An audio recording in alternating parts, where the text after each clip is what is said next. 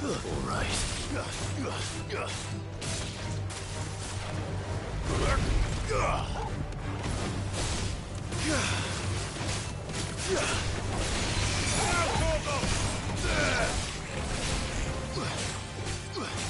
Get him!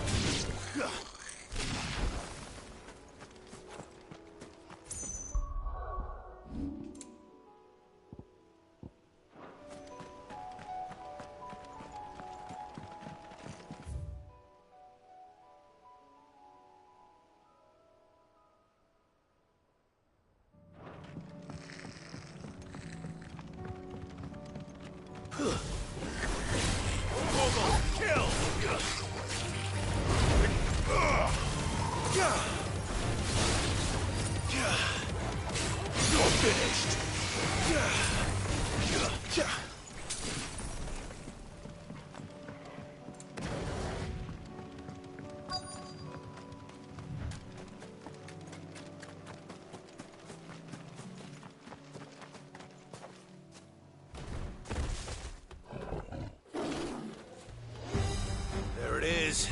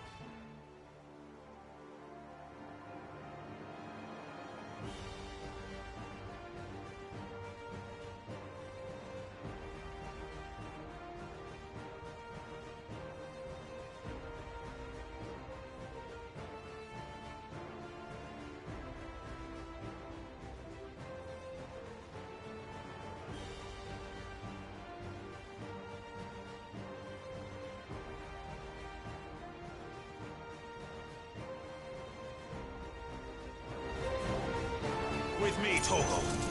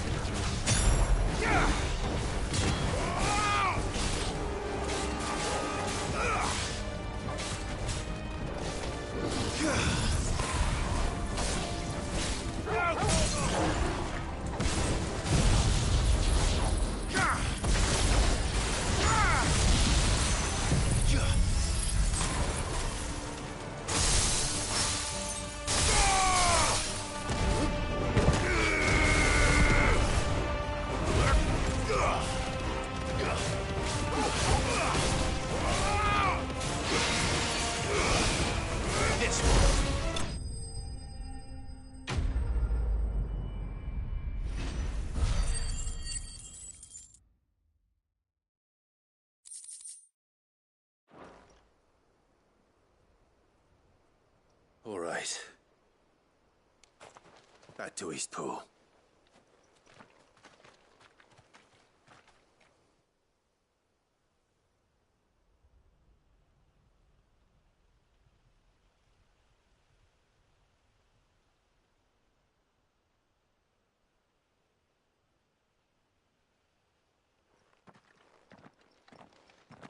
Lord Rosfield, the Curl, is it? It's dead. Thank the Founder for that. And for you, my lord. We were able to eradicate the rest of the Horde. I have guardians posted around the village to keep watch for further attacks, but...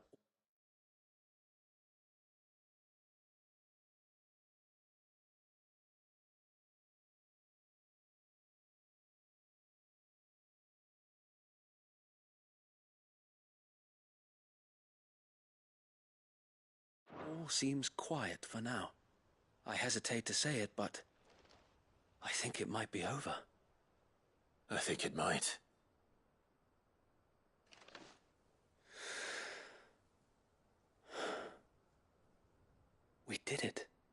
We saved Eastpool.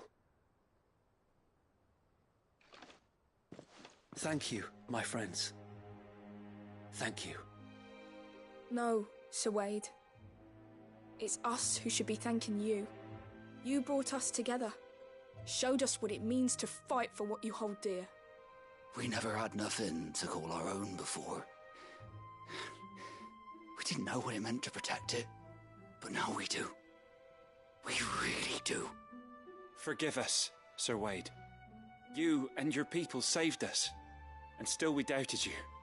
But there's no doubt in my mind anymore. We're free men now, so we have to start acting like it. We have to fight to protect what's ours, to protect Eastpool. And we shall. We all shall. Together. This is our home. And if anyone or anything tries to take it away, they'll have us to answer to. Come on then. Let's get to work. This village isn't gonna rebuild itself.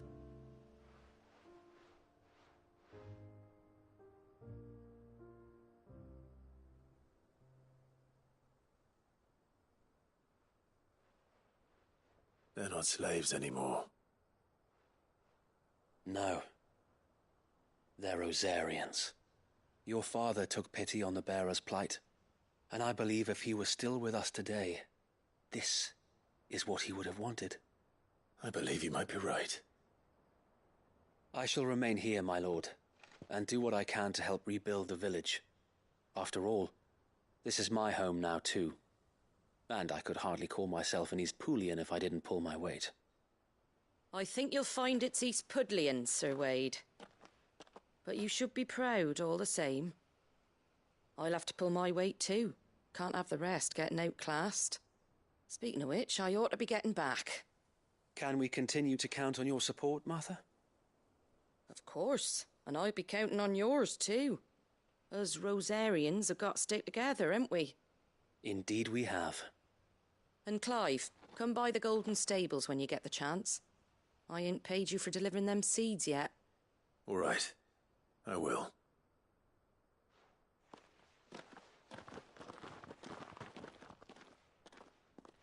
Lord Rosfield, do you remember our very first mission together?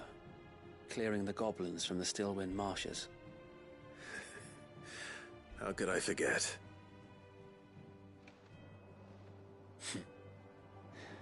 There's one sight that I shall never forget. You, facing off against that giant Morble. Not a trace of fear on your face. Since that day, there have been more than a few times when I felt like giving up. When the odds seemed so stacked in the enemy's favor, I thought I may as well just lay down my sword and surrender.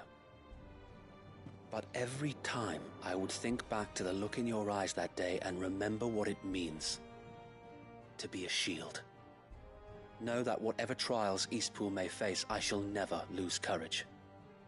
Thanks to you. So Wade, you have always been a true shield. I know that Eastpool, and indeed all of Rosaria, will be safe in your hands. Thank you, my lord. I know the rest of the world will be safe in yours. I'll do my best.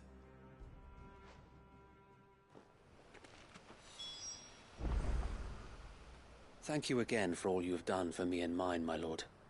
You may rest assured that Eastpool will be safe in my hands. Thanks to you.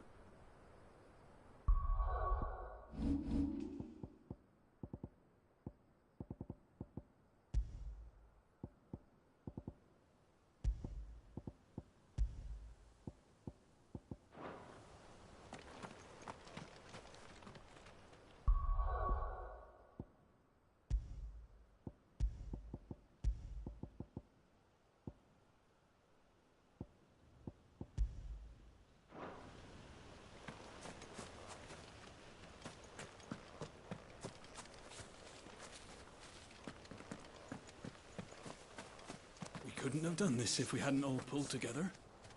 Even you and Martha chipped in. We owe you a debt of gratitude, my lord.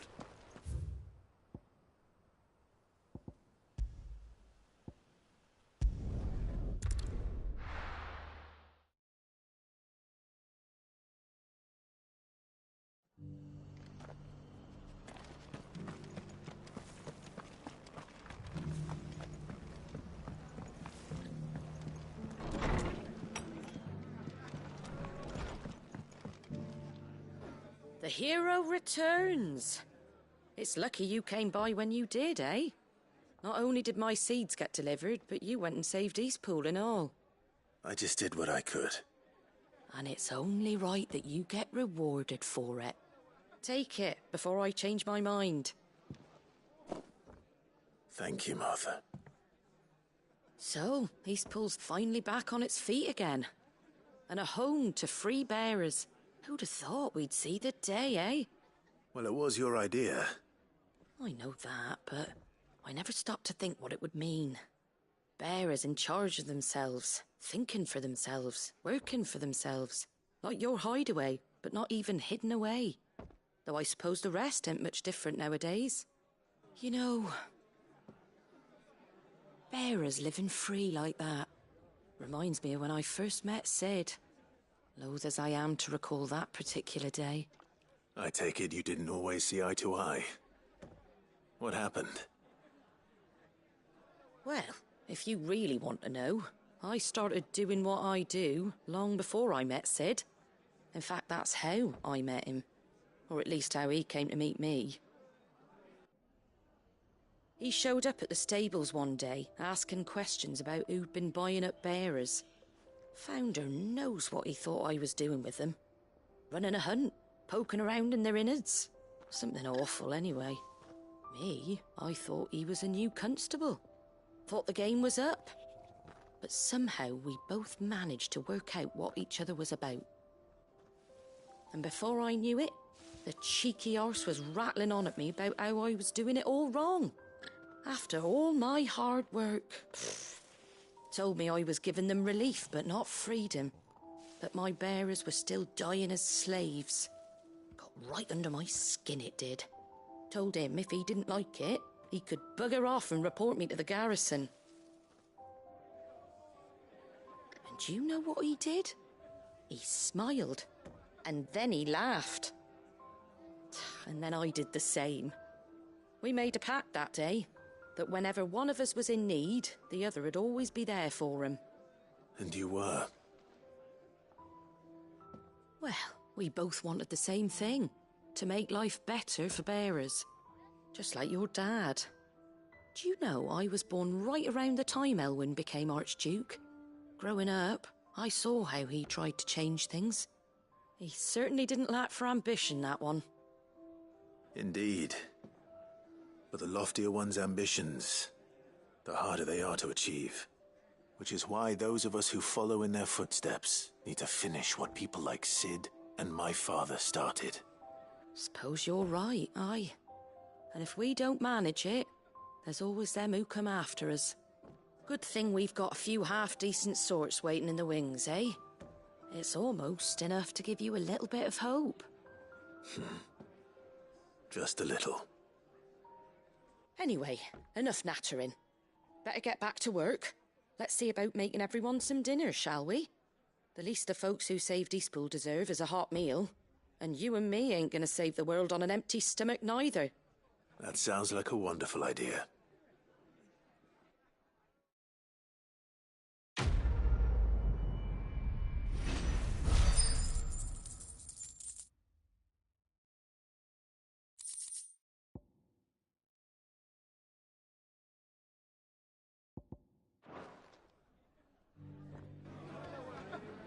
Don't worry, Clive. You went alone in this fight.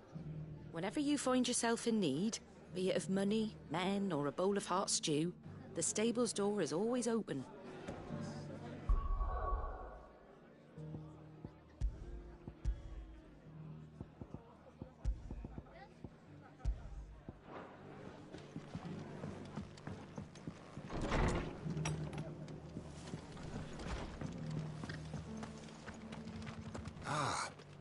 Lord Rossfield.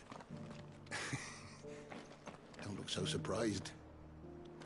I expect the Burning Quill already told you that the Undying have eyes everywhere, and mine just happened to be here in the rest.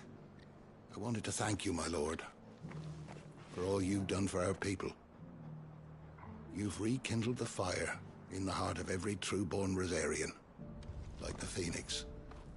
The Duchy shall rise again. Not on any map, perhaps, but in us.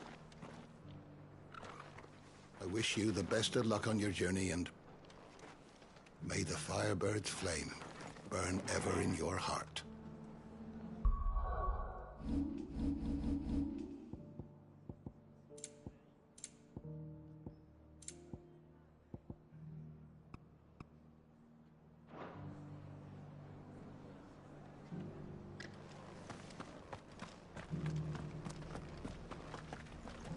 We've got a few rooms going spare now. You want a bed for the night? You speak to Martha.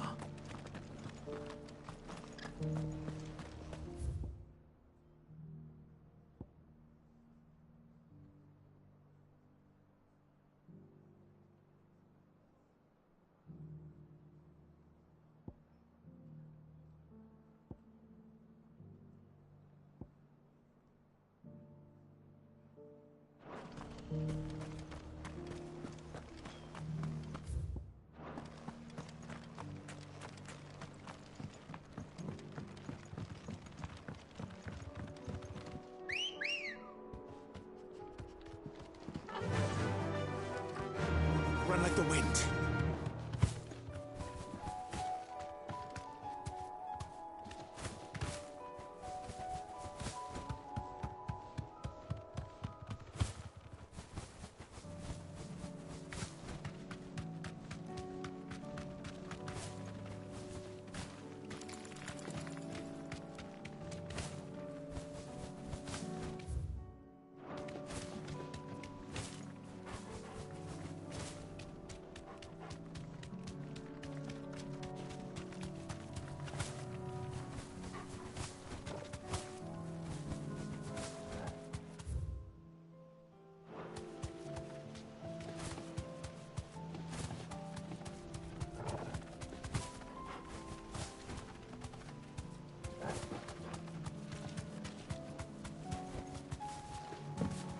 Here's the aqueduct.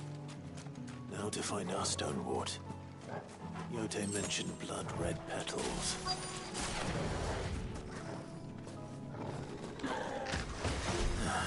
Just my luck. Well, I won't be picking anything till they're gone. There's only one thing for it.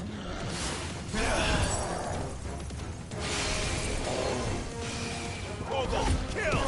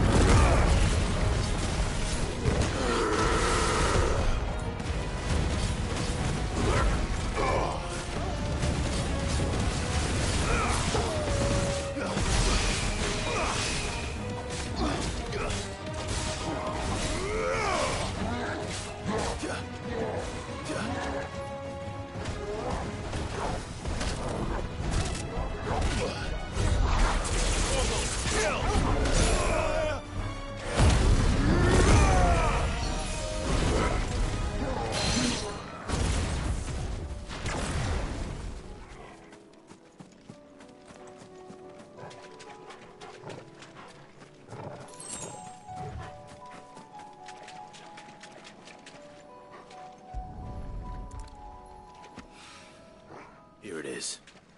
Better collect as much as I can before reinforcements arrive.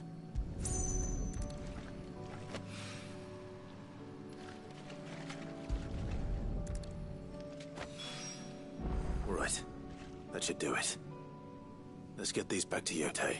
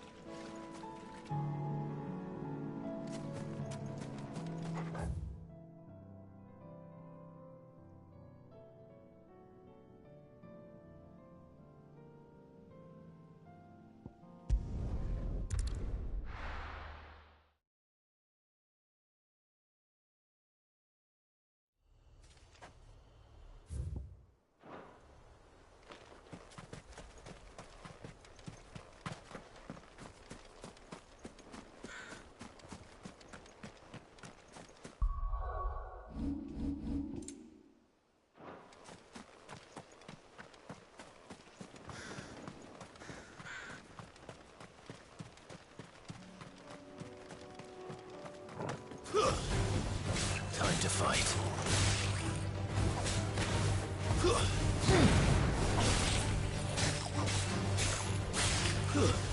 Down, Morgul!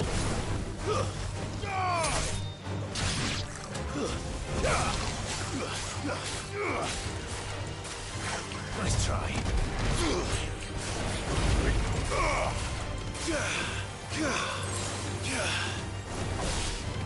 Get him! Morgul, kill! This one.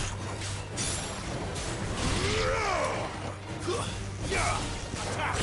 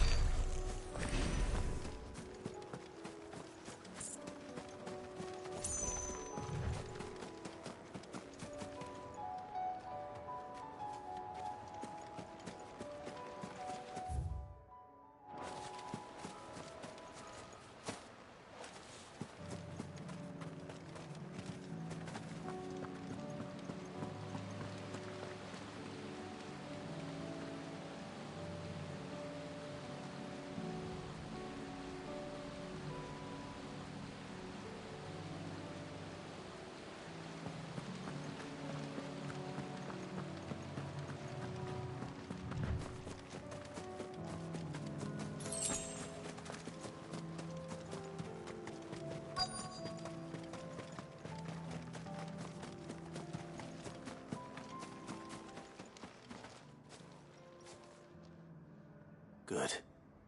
They haven't broken camp yet. How did Doris come to know a slaver, I wonder?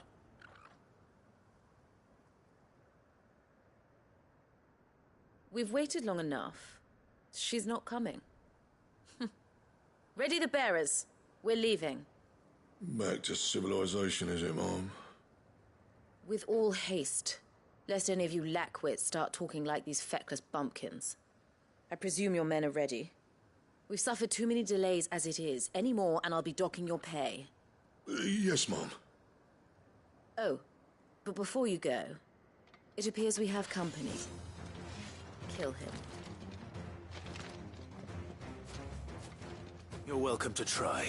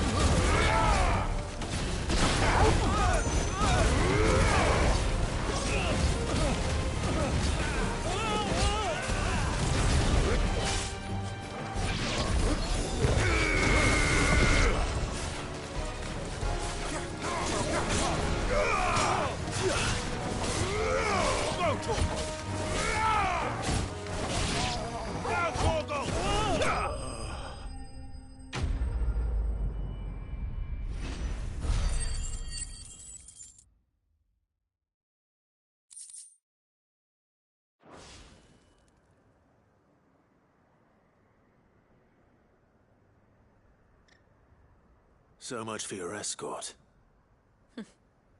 You'll forgive me for not avenging my men. I'm not the swordswoman I used to be. I surrender. Do with me as you wish, Cid the Outlaw. Cid. Ah, Doris. I take it you're not here to rescue me from our brooding renegade? You know, I always wondered where you'd vanished to. But casting your lot with this criminal of all people. Better fighting for a cause than killing for coin. I'm sorry, Cid. I should have told you sooner. This woman, my former master, once trained bearer children to be weapons in service of the highest bidder. She raised me like a daughter, and I did terrible things to earn her favor. It wasn't all terrible, surely. We had our fun, too. You were always so eager to learn, and had such clever hands.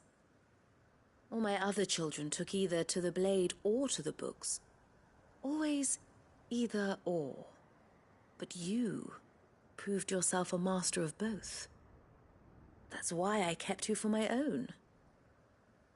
How about it, my little dagger? Care to swear that blade to me again? I never swore my blade to you, nor will I ever. I fight for a higher cause, to liberate the bearers of this world. Farewell, Master. Thank you for making me the weapon I am. You always were a righteous child. Perhaps that's the reason I loved you so.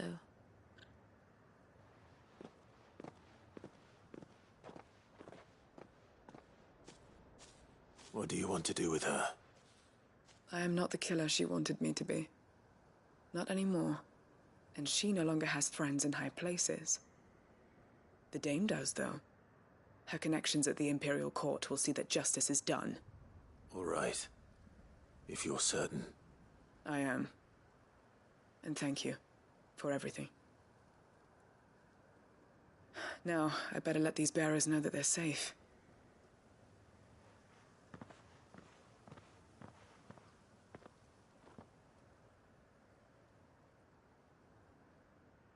And I should head back to the hideaway and put Cole's mind at ease.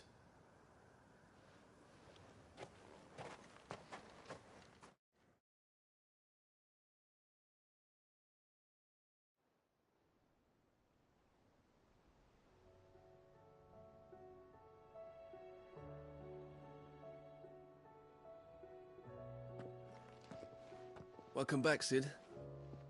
Doris's message just arrived. I hear you saved more bearers from being smuggled across the border. With any luck, they'll be joining us in the hideaway shortly. Oh, and your letter. You don't need to worry about Doris anymore. I'd been hoping as much. She mentioned one or two things in her report. So the slaver we'd been chasing all these months was her former master. Wish I'd known. She's been arrested, by the way, over in Sanbreque. Went quietly, or so we're told. And she won't be getting off lightly. The Empire may have no love for bearers, but it's none too fond of black market traders either. Can't have been easy for Doris. I'm sure it wasn't. But don't worry. She'll be all right. I hope so. Suppose you should know, eh? You had quite the past yourself before you came here, or so I understand. Anyway, thanks again, Cid. The Cursebreakers would be lost without Doris. And you, of course. Keep up the good work, Cole.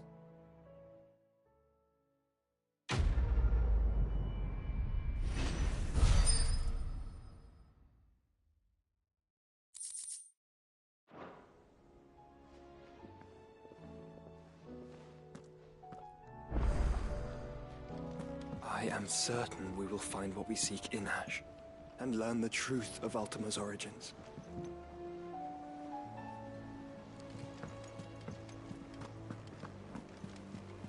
Covered in nicks and lumps, the lot of them.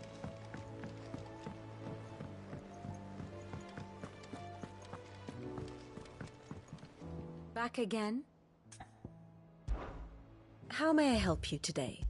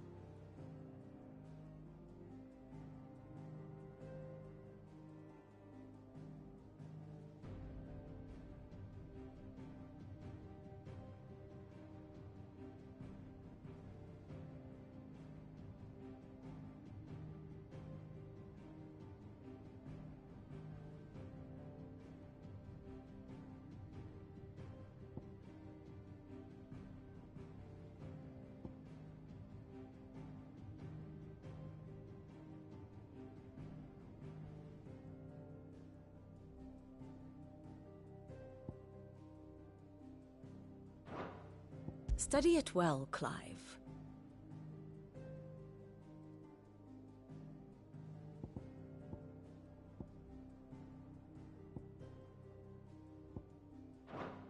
Thus ends today's lesson.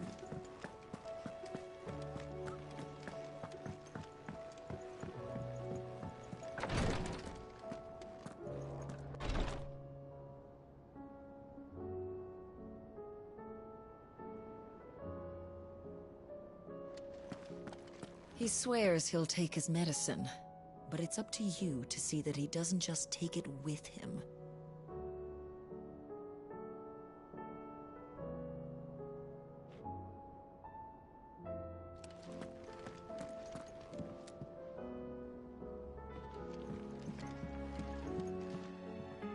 Yotei, I brought back all the stone and water I could find.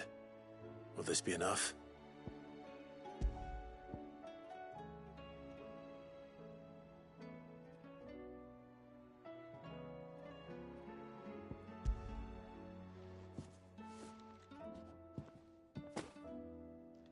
Yes, my lord.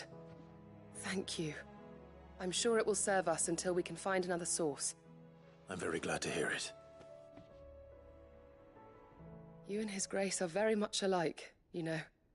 You think only of how you might help others, and never of the danger to yourselves.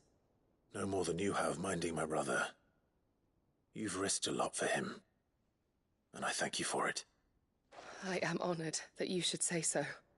But I beg you, my lord, do not give too much of yourself for the sake of others. We could not afford to lose you. I'll keep that in mind.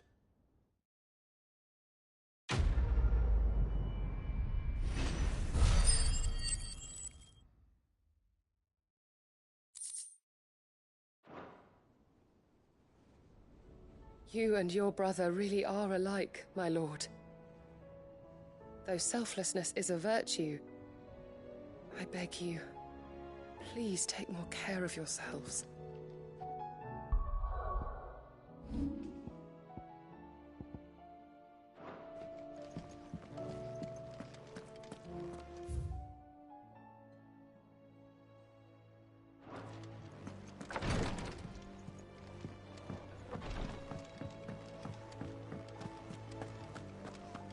How do you split the sea?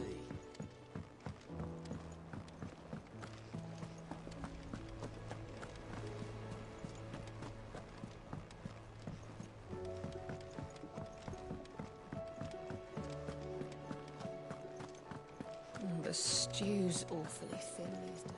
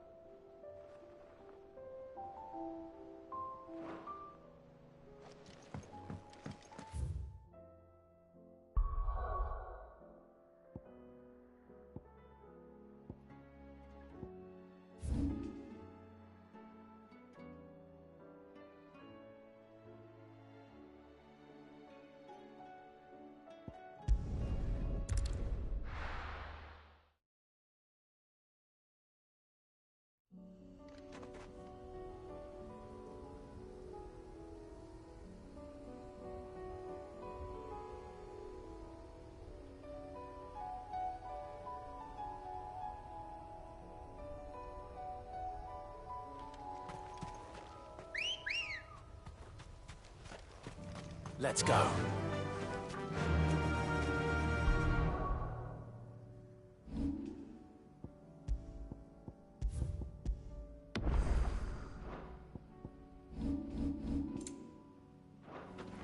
Faster!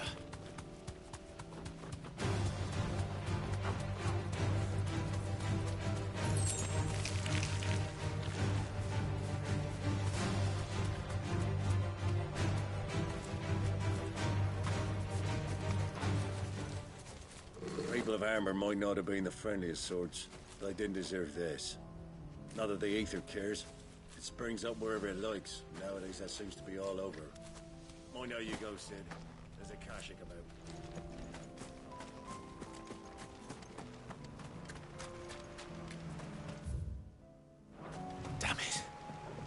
The whole village has turned.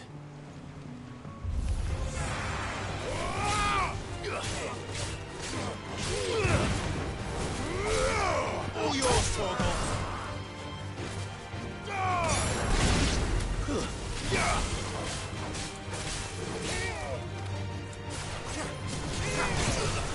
This one.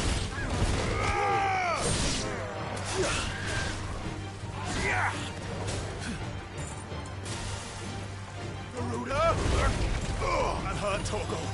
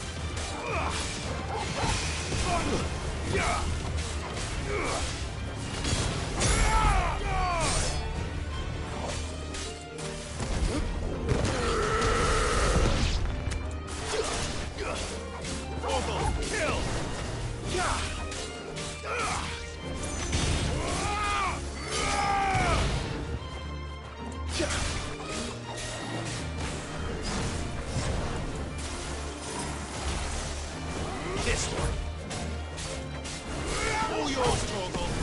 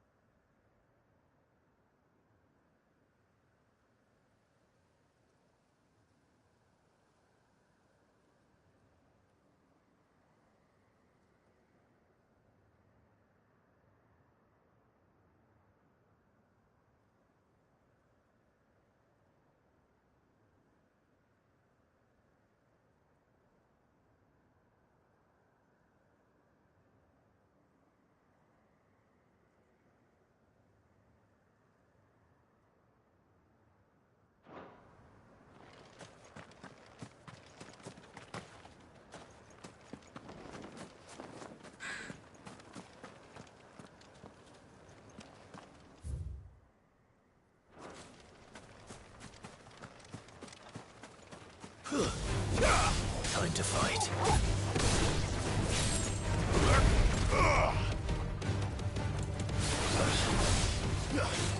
Get him!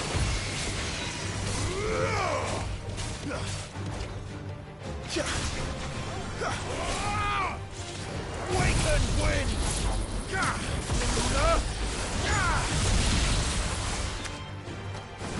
This one.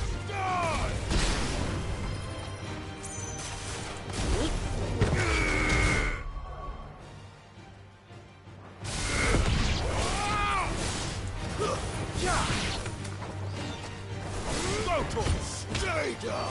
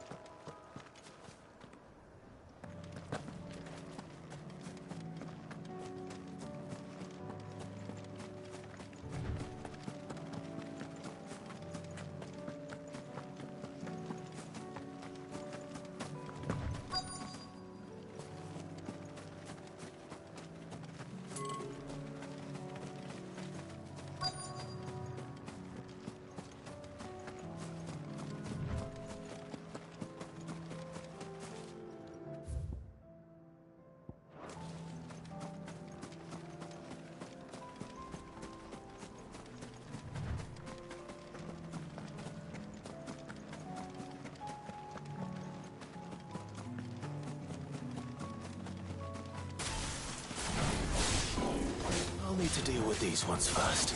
This one.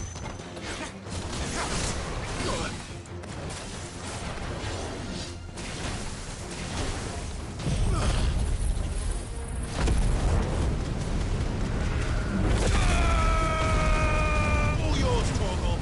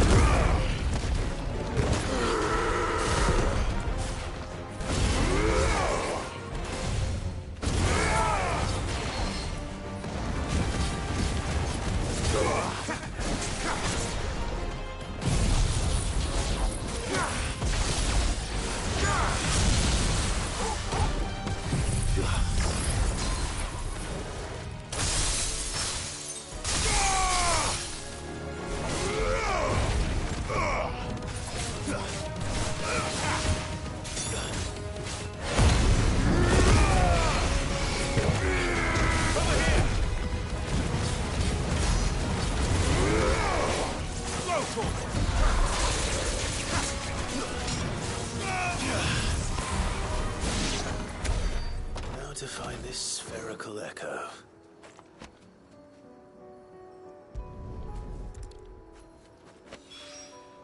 This is it. Right then. Just two more to find.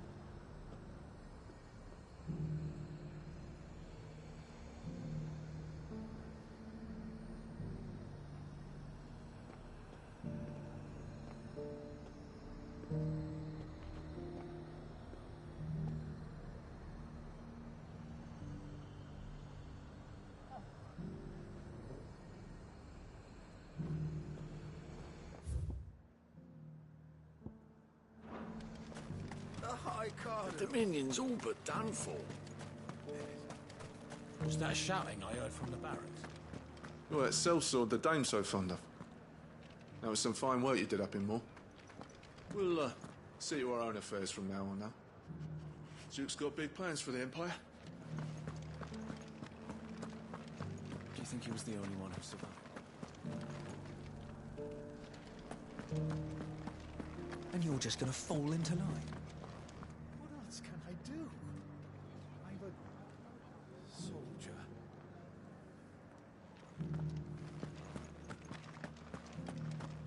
don't trust this Duke. If we're not careful, he'll undo all the Dane's hard work.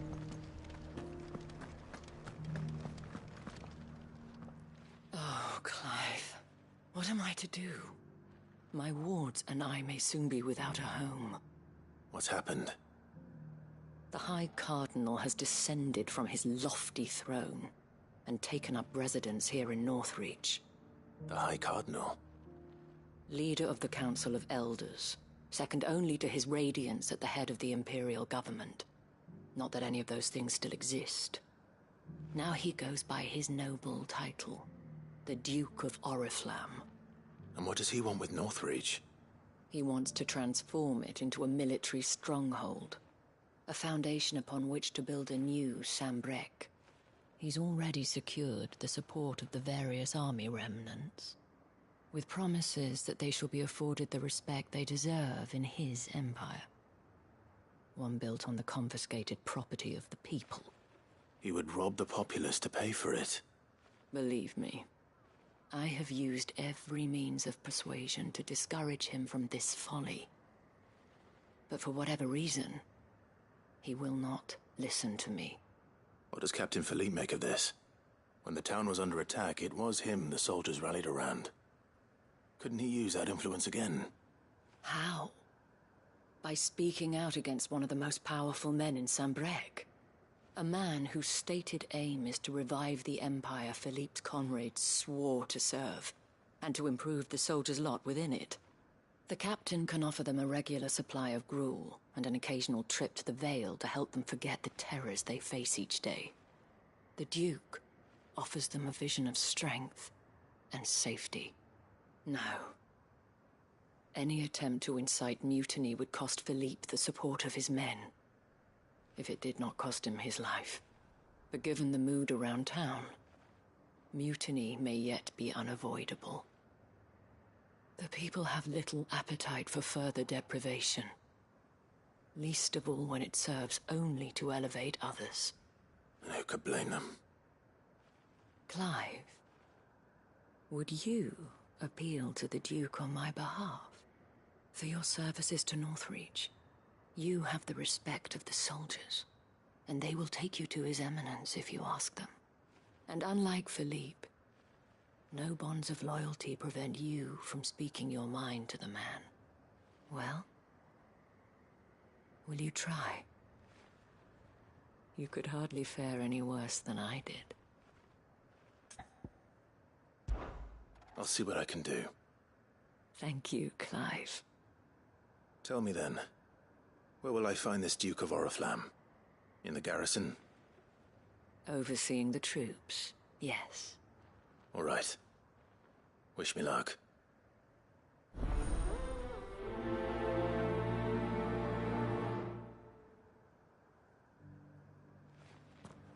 The fact that the soldiers trust you may well carry some weight with the Duke. He needs their support, after all. I may have met this Duke before, at the Remembrance Ceremony. Let's hope I didn't make a strong impression. It's not only control of the garrison he wants. Well, what do you think? What do I think? I think if we followed his lead, the town wouldn't stand a chance.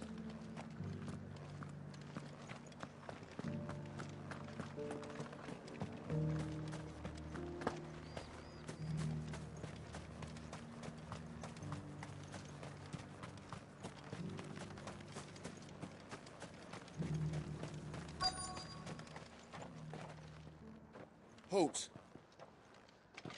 Oh, sorry about that. You're the dame's man, aren't you? You got some business with the captain?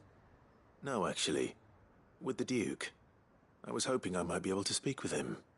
We're under orders not to let any civilians pass. But you should be all right. His Eminence has heard all about you and your heroics. Wait here. I'll go and ask.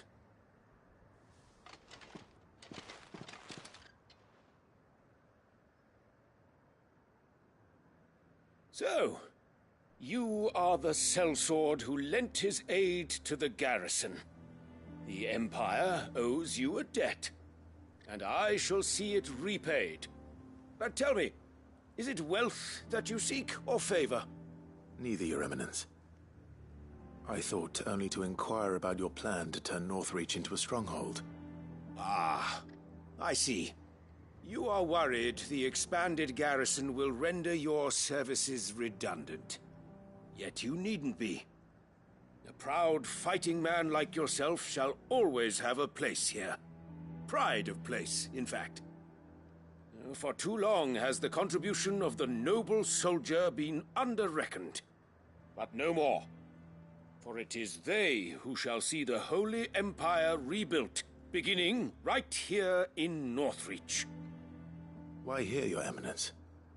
The town has been fortunate enough to escape largely unscathed from the recent troubles. Her defenses are sound, and her garrison well prepared. Which is more than can be said for Oriflamme or Twinside. The Empire wants for a capital, and I believe Northreach to be the perfect place. With Caer Norvent as her citadel.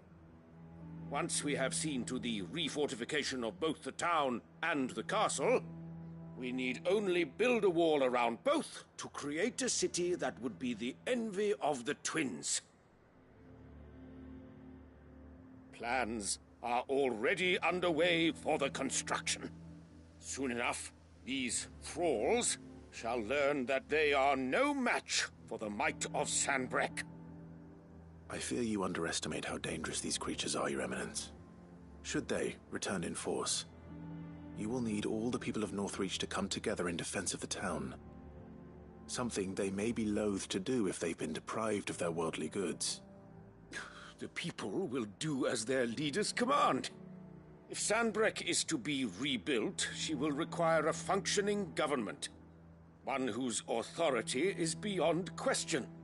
That is why this levy is necessary. So that any man who wishes to join the army might do so and be fed, outfitted, and paid as befits a defender of the Empire. And yet there are those who persist in peddling the treasonous lie that I seek to steal from the people and drive them from their homes. I suspect they're afraid of losing what little they have left. Precisely. The common folk have little and less, and you mean to deprive them of even that. You would sow the seeds of your new empire in your own salted earth. Sabine, we have discussed this. Yes, and I told you then how putting the empire before her citizens would lead only to revolt. Without an empire, there are no citizens. And in yours, there will be only beggars. Is that what Griga wills for her people? Do not take her name in vain, Sabine. I'll come back later. A citizens' revolt. I wonder what the people really think of the Duke's plan. It wouldn't hurt to ask them, I suppose. Let's begin with those on the other side of the wall.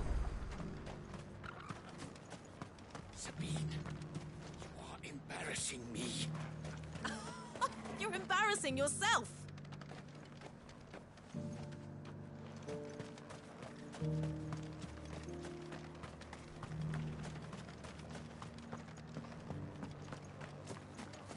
The Lord leaves his tower to build a new keep. Her town split asunder, the lady she weeps.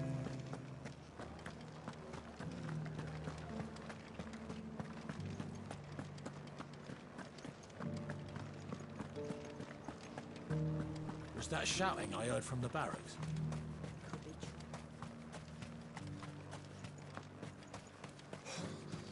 And to think I would be lying under a pile of rubble in Twinside. If you'd ever got as far as setting out, yeah.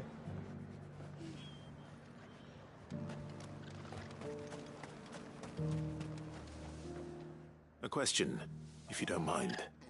What do you think of the Duke of Oriflamme? Don't get me started.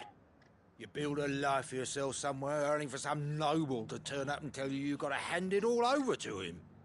If he thinks his name and his chains give him the right to empty our purses, he's in for a rude awakening.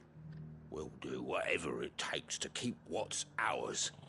Whatever it takes.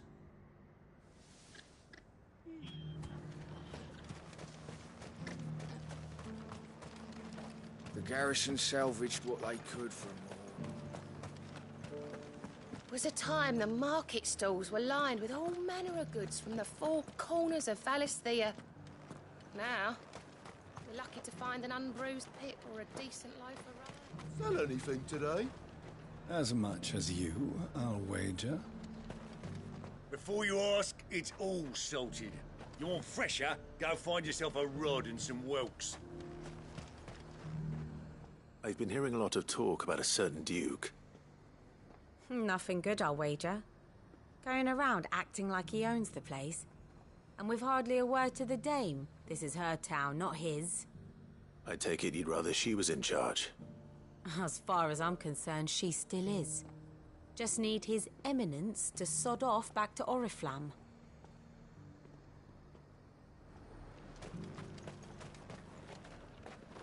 So, you were right about the High Cardinal? I'd rather I was wrong.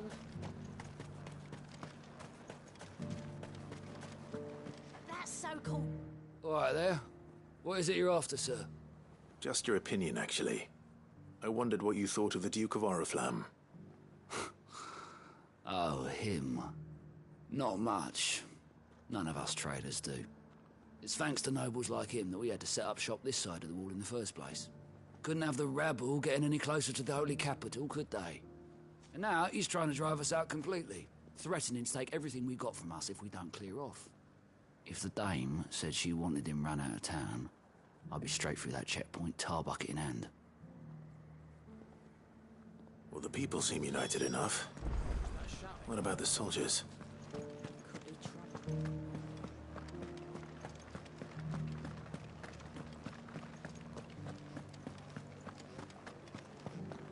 And you're just gonna fall into line? Excuse me, do you have a moment? I wondered if you'd mind sharing your thoughts on the Duke of Oriflamme. Well, he's made a lot of enemies coming in the way he did. I mean, look around us. You can see the state the realm's in. The traders might not like having the screws put on them, but if they volunteered a few more of their hard-earned gil before things got bad, maybe they wouldn't have to. I think the Duke's got a point when he says rebuilding the Empire's the best way of making sure we're all protected.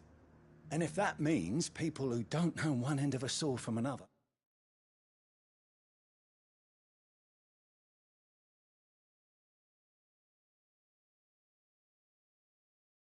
have to make way for those who do, well, that's just how it goes.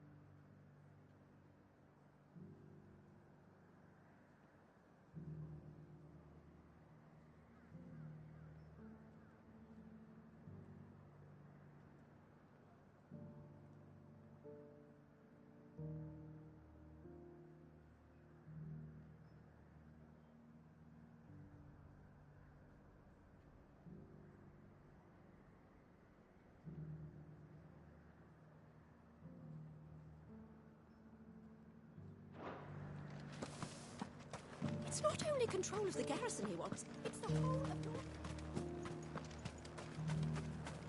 We already have a leader in the Dame.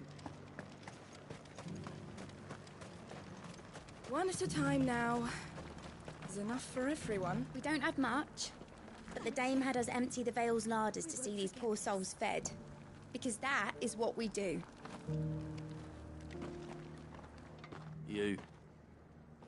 You're the one who was talking to His Eminence. On the Dame's behalf, yes.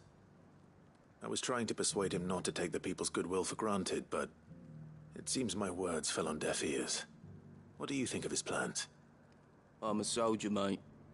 He tells me what to do, not the other way round. Listen, I've got nothing but respect for the Dame, but I've got a family to look after. That's where my loyalties lie, not with the town or the Empire, but with my wife and children. If the Duke can get us the men and the equipment we need to fight off those blue-skinned bastards, I don't care how he does it.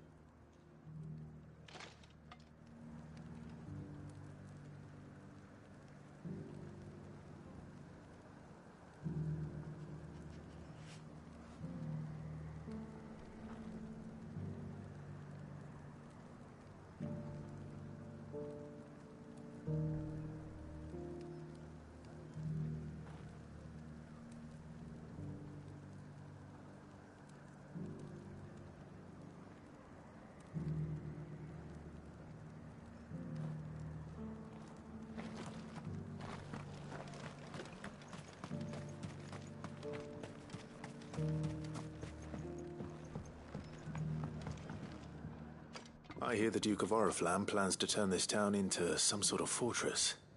Do you think that's a good idea? It's not for me to say. All I know is that unless the Emperor orders me otherwise, His Eminence's word is law. Look, no one likes all these taxes and tariffs, but empires don't come for free.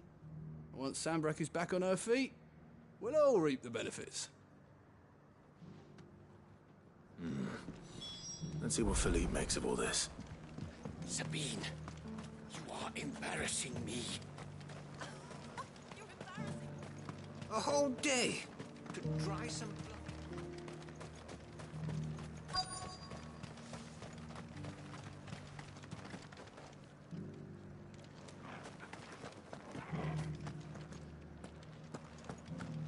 Welcome back.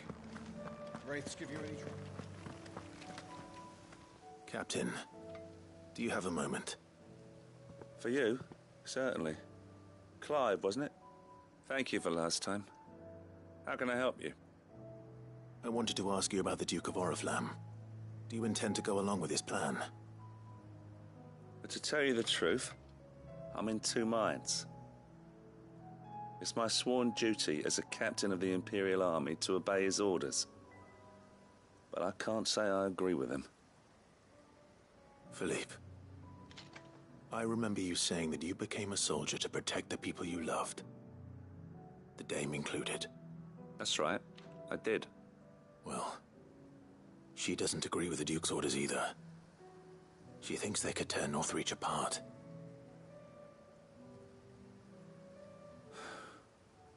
And she's probably right. Thank you, Clive.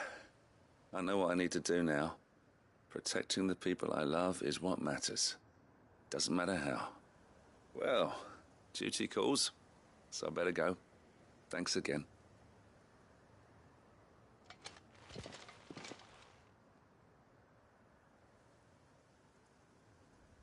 It seems Philippe wants to do the right thing at least. I expect Isabel will be pleased to hear that, if nothing else.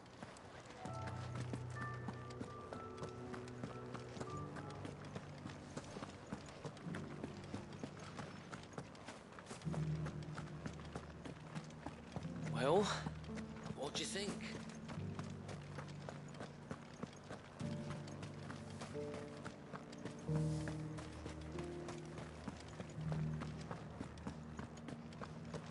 I don't trust this Duke. Ah, Clive. How did you fare? Were you able to speak with the Duke? I was, but...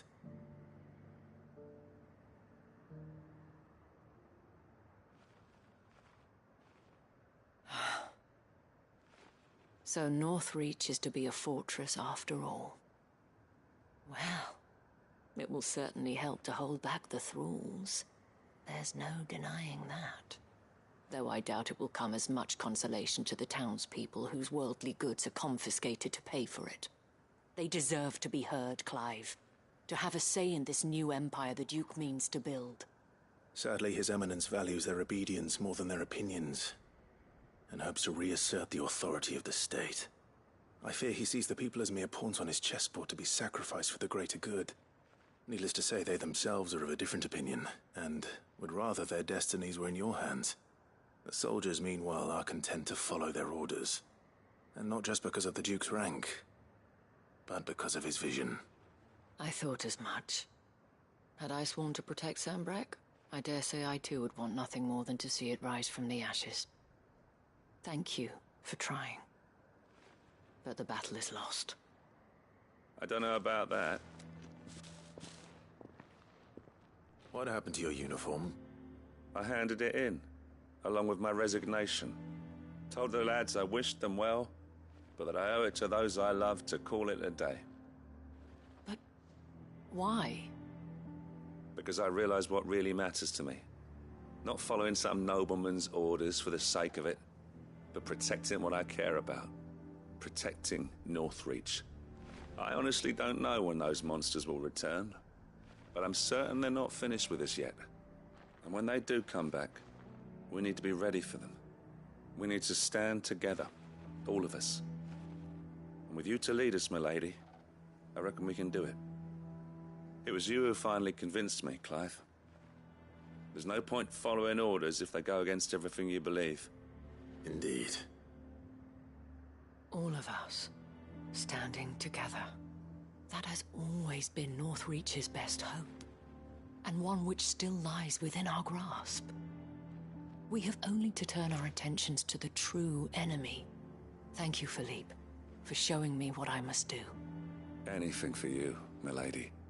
Speaking of standing together, would you mind if I borrowed a few of the lads from the Vale to help keep watch around the town? I fear His Eminence has loftier tasks in mind for the guard. Not at all. Be my guest. Wouldn't be the first time.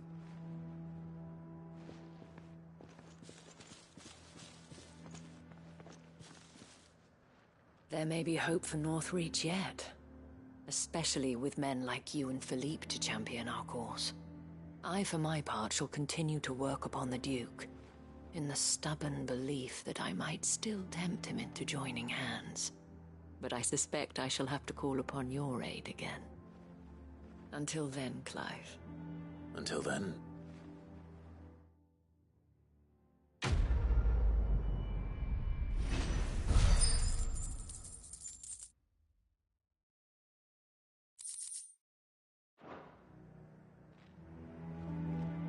Despite my repeated advances, His Eminence has proven a difficult conquest. Fortunately, I am nothing if not persistent. But, be that as it may, I might yet need you to press the point.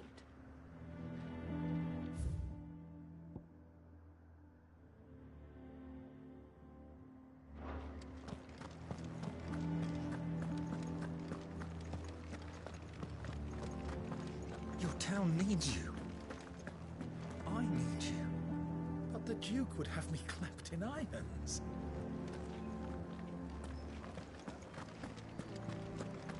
Saw the captain just now. Wasn't wearing his uniform. Because he handed it in along with his sword. Said he'd find a better way to protect the town.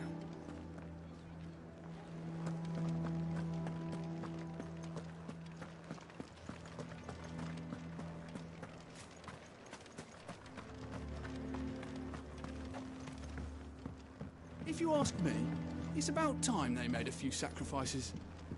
We're the ones risking our lives. One at a time now.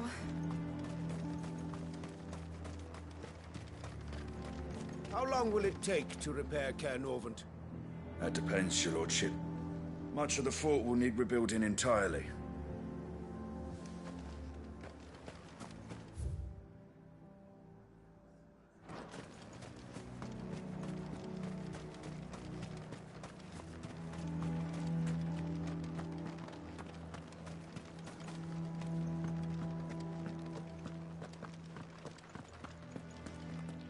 captain wants 2 score pikeheads and as many swords as you're able to muster.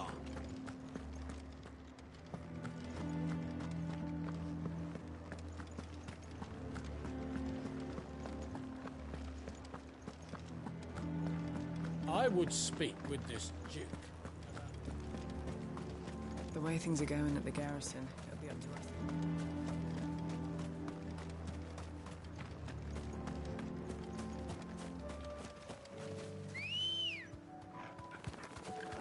Let's go. Run like the wind.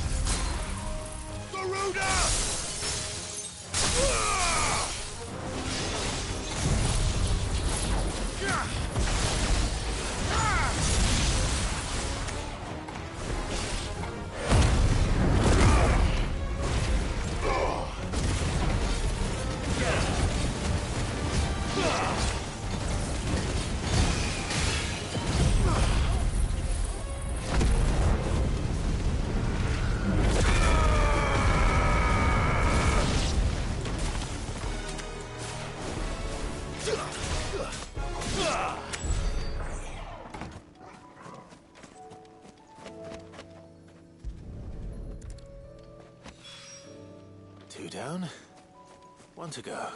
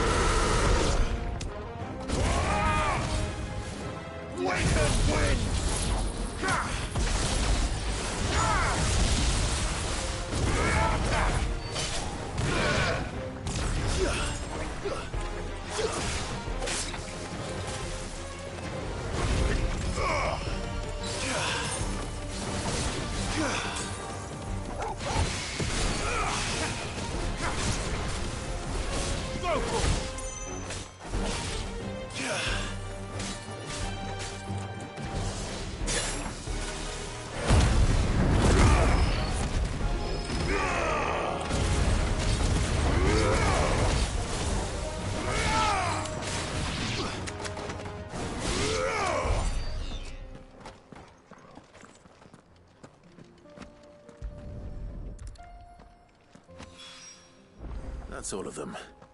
Owain can uncross his toes now.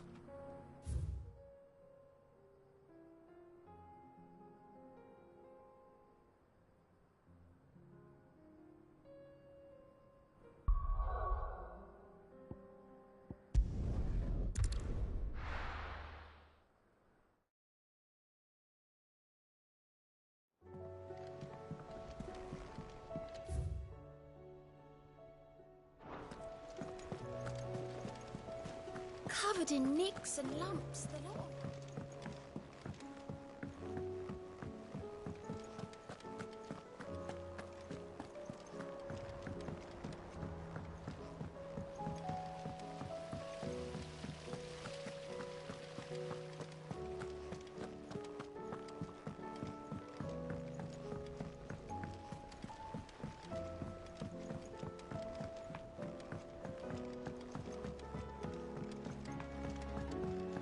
How was she? With Canva in the hands of Akashic.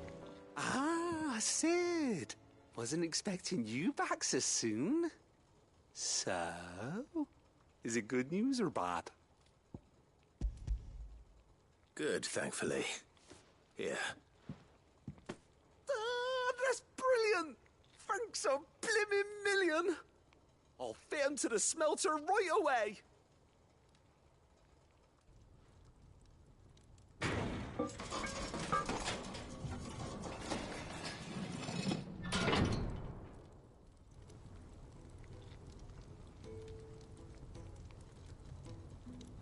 May I present to you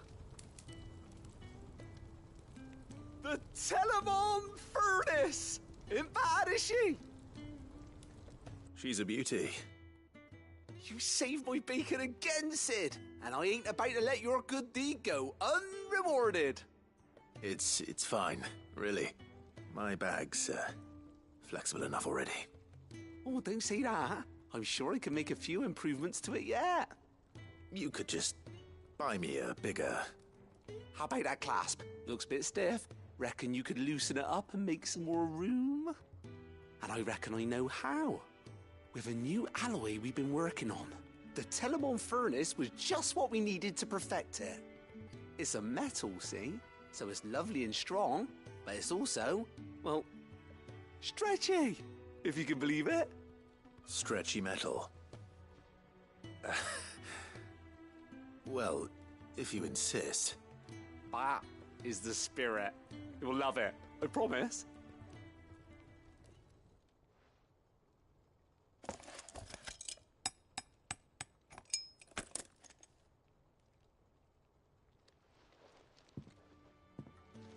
So, what do you reckon? It's actually quite ingenious. Thank you, Owain. Shh, don't mention it. You earned it. And I wanted to get some practice in using that metal anyway. Reckon we'll have all kinds of uses for it around the hideaway. Can't think of any right now, but that's our job, innit? Dreaming up new ways to make life easier around here. Maybe even out there, too. One day, the whole world's gonna know about the inventions you've helped us put together. That bag of yours will be the first of many. You mark my words. They'll hardly believe their eyes, I'm sure.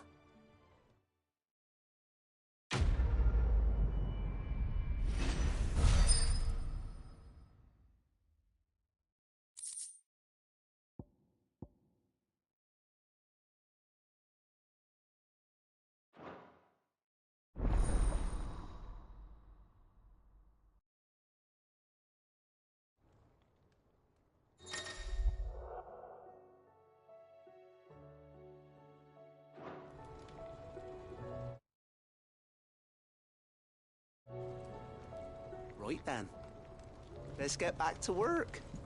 These world-changing inventions ain't gonna invent themselves.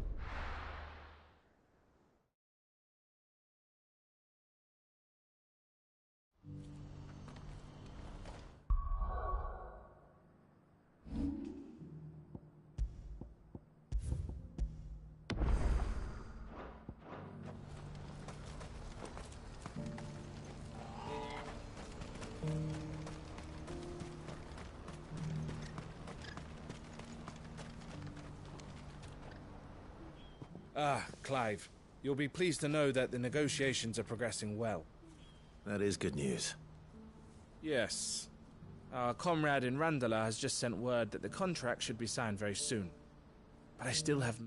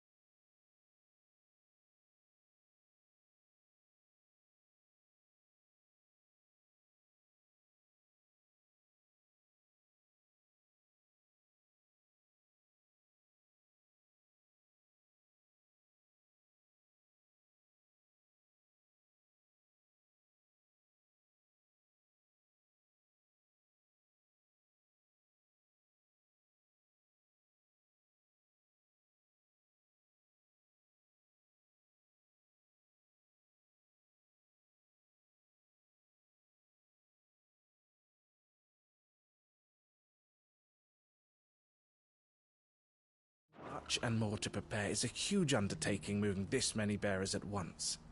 You couldn't do me a quick favor, could you? What is it this time? More wild beasts? Nothing like that. I just need you to go over to the caravans and ask El how long we have until the bearers arrive. Find out exactly how much faster I need to get all these supplies moved. All right. I'll go and ask. Thanks, Clive. I owe you one.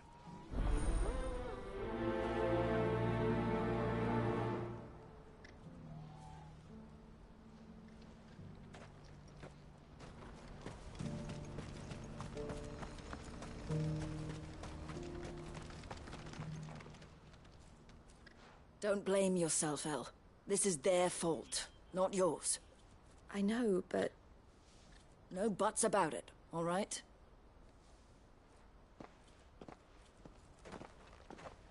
Is something wrong? Vonnie came to give me a message from our intermediary. The talks with the Republican army have fallen through. They've reached an agreement with the Silver Peak Consortium instead. Though prices have fallen of late, we deliberately offered above the going rate to try and deter other bidders. But the Consortium offered double what we did, and the army jumped at the chance. And you had no opportunity to make a counteroffer? None at all. And we were so close. El? What's happened? I saw Vonnie leaving. She didn't look happy. And with good reason.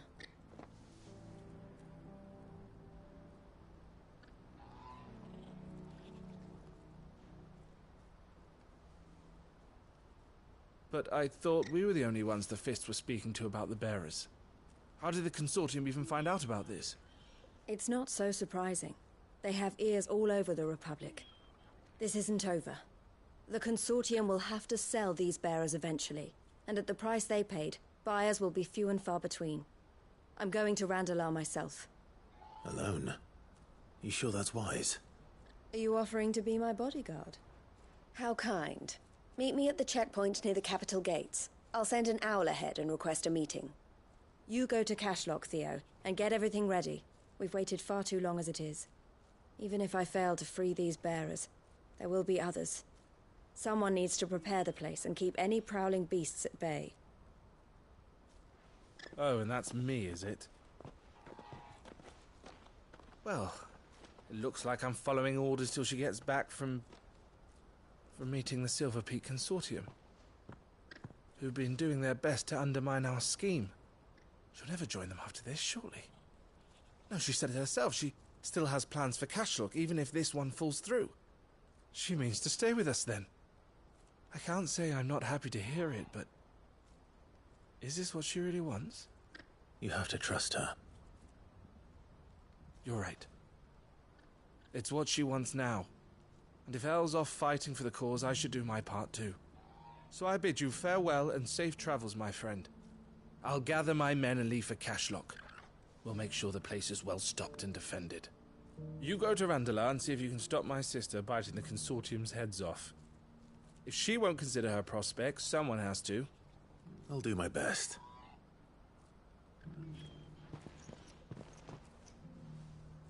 All right.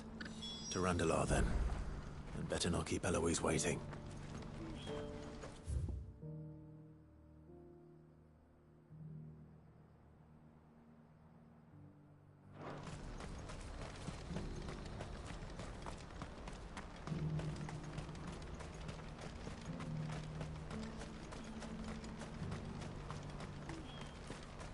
What I wouldn't give for a hot meal. Feels like this is the end. When are they gonna let us through?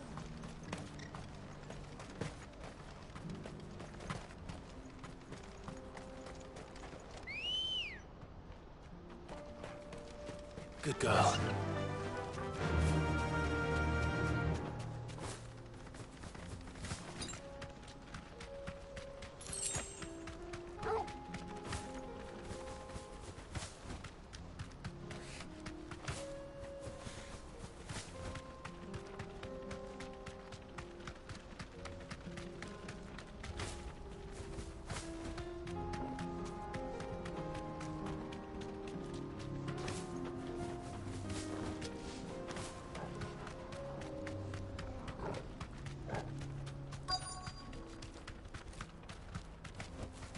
Straight home now.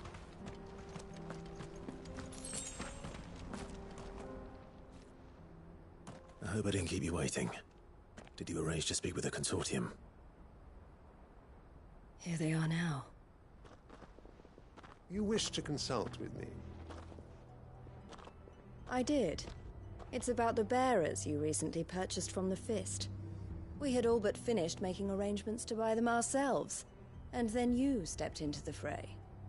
You misunderstand. The Consortium had an interest in purchasing them from the very first.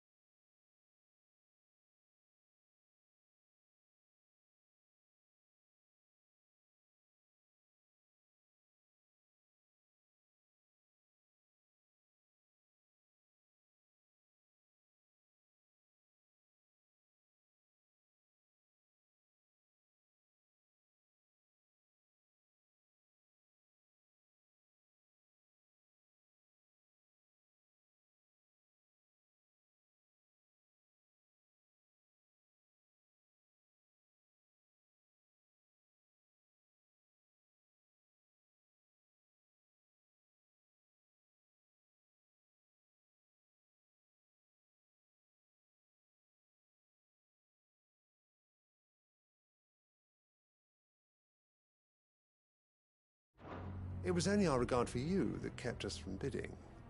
But your hesitancy in accepting our offer to you suggested that the regard was not mutual. And so we resumed our business. I did not hesitate. I am simply not inclined to make such decisions without first giving them due consideration. But what is done is done. Come then. How much do you want for them? Alas, you are too late yet again. We rarely take on such unconventional merchandise without a purchaser in mind. The bearers belong to him now. Who is your buyer? A trader from across the water. A most demanding fellow, if it's any consolation. He insisted the bearers be fed, dressed, even given their own bunks for the voyage over. That's what you get when you deal with continental types. I wouldn't know. Oh yes, the culture on the continent is quite different to ours. They pay good money for bearers not fit for the knacker's yard, and treat them like kings. But as long as they pay... That does sound unusual. No matter then. If they've already left our shores, there's little that can be done. Allow me to withdraw my interest. And with it, my interest in joining your organization. My associates will be sorry to hear that.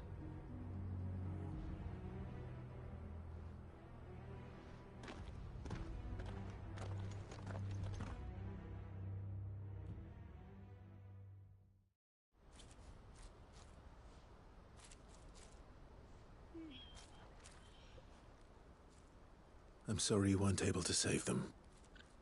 As am I. But I only have myself to blame. He was right, you see. The Silver Peak Consortium did intend to buy those bearers before I did. Their representative hinted at a possible purchase when he came to recruit me. I feigned interest in joining them in the hope he might be encouraged to tell me more, and he did just that. As soon as he left, I sent my own offer to Randalar. So you never... No. I entertained the Consortium's proposal solely so I could learn more about those bearers. But I was a fool to think they wouldn't find out. I knew exactly who I was dealing with. You tried. I did.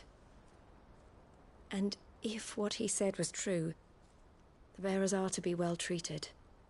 Which is something, at least. But they deserved more. I wanted so badly to see them freed. Eloise! Eloise! Word from Cashlock. The village is under attack. A pack of beasts have come down from the mountains, and there's a dragon at its head. Theo and the others are trying to hold them off as best they can, but the odds are against them. They need help, and fast. Theo! I'll go on ahead. Thank you, Clive. I'll gather some men and join you there. Just... make sure he's safe.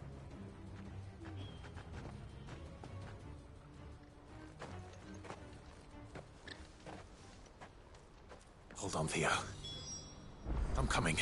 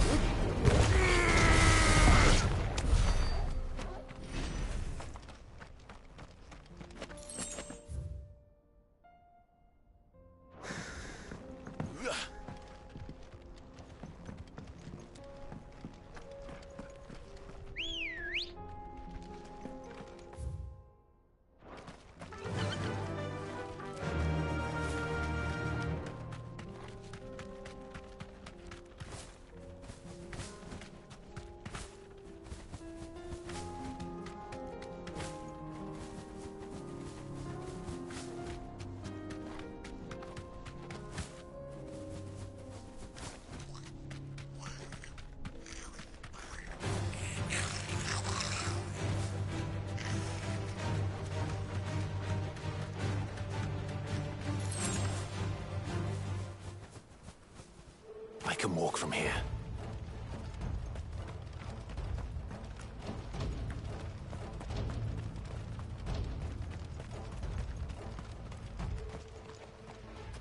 Where's Theodore?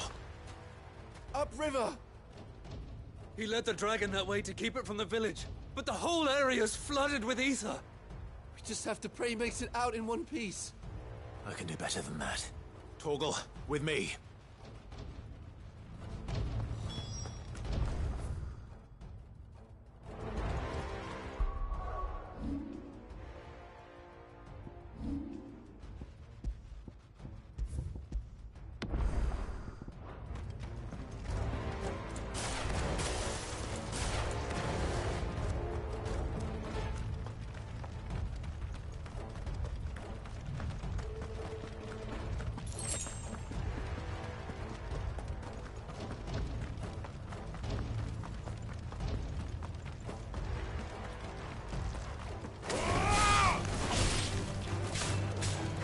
This one.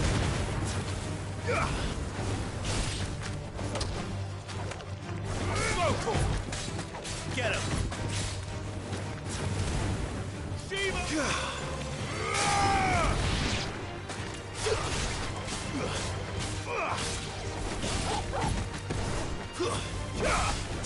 Vocal.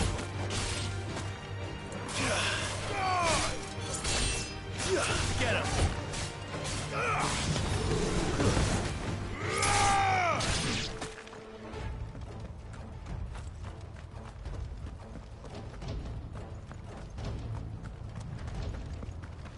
Where are you, Theo?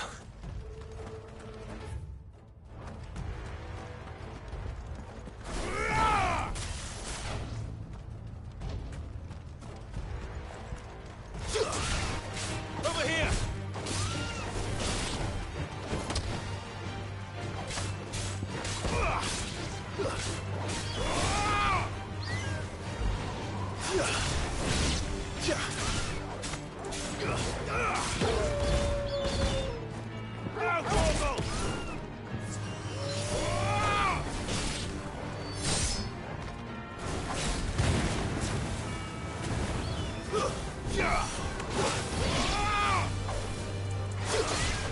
Over here!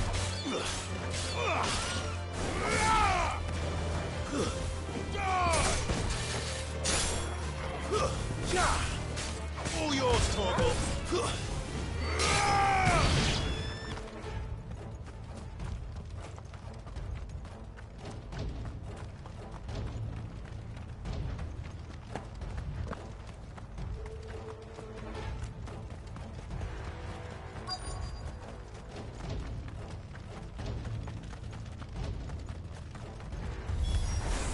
Damn it.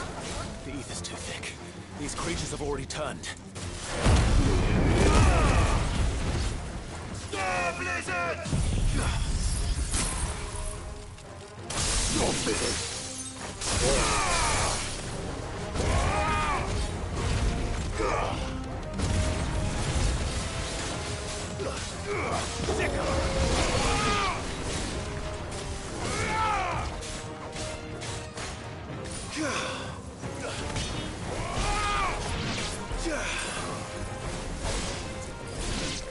This one. Help.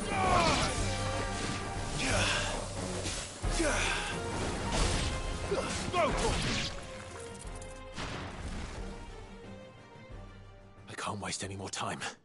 I need to find Theodore before that dragon does.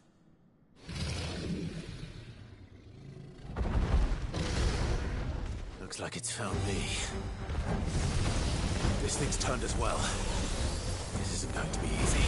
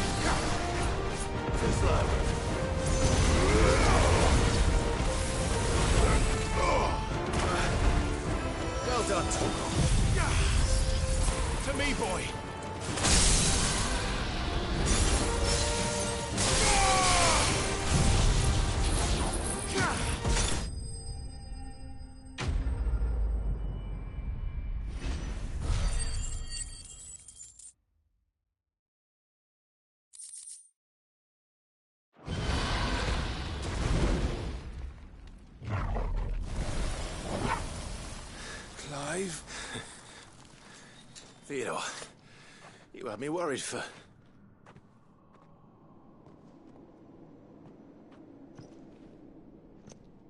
We have to get you out of here.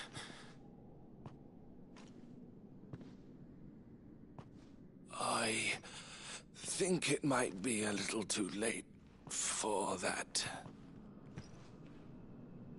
Bearer or no, there's only so much ether a man can take, and that Drake just wouldn't let me leave. You have my thanks, Cid, for finishing what I could not. For keeping Elle's dream. Theodore!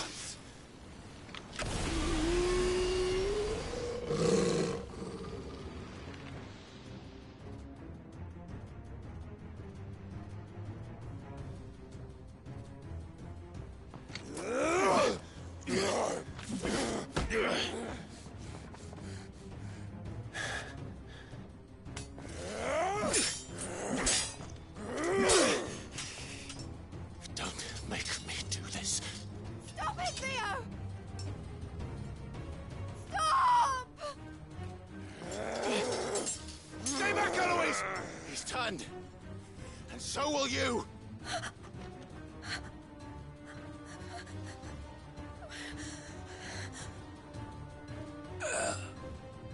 Elle. Theodore.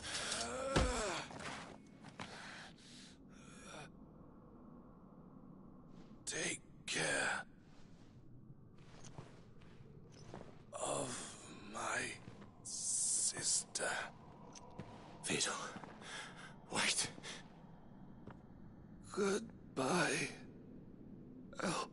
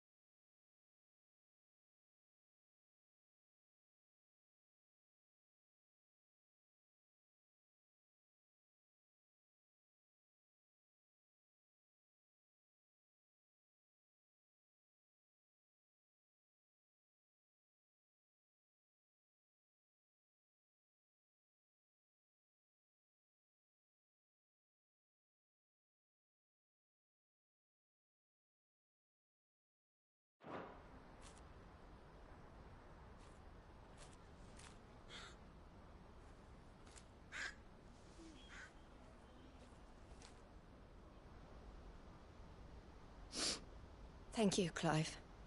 I think I'll be all right now. That was true bravery he showed. Leading the dragon away from the village like that.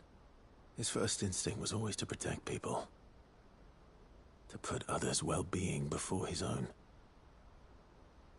And now he's gone. Because I sent him to that place, against his will. It wasn't against his will. He was ready to do whatever it took to show you he could stand on his own. So that you would finally be free to live your own life. To live my own life? He never could come to terms with the choice I made. What exactly happened? You once told me Theo was the first bearer you ever helped.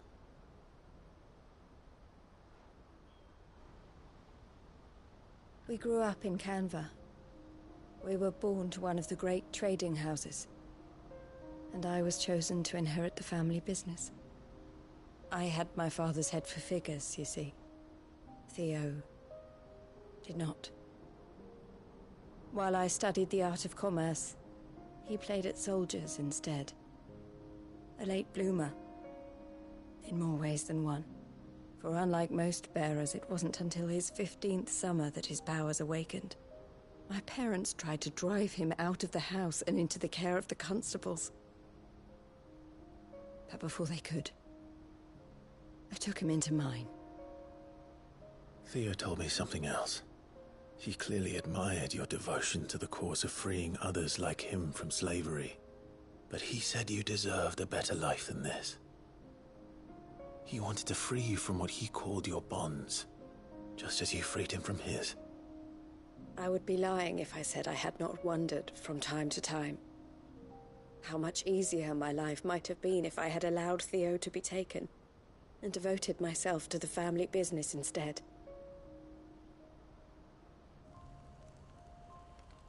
But I have never regretted the decision I made. Being with my brother meant more to me than tradition or reputation. I only had to look at him to remind myself of that night and the choice I made and the fact that I would make the same choice again in a heartbeat.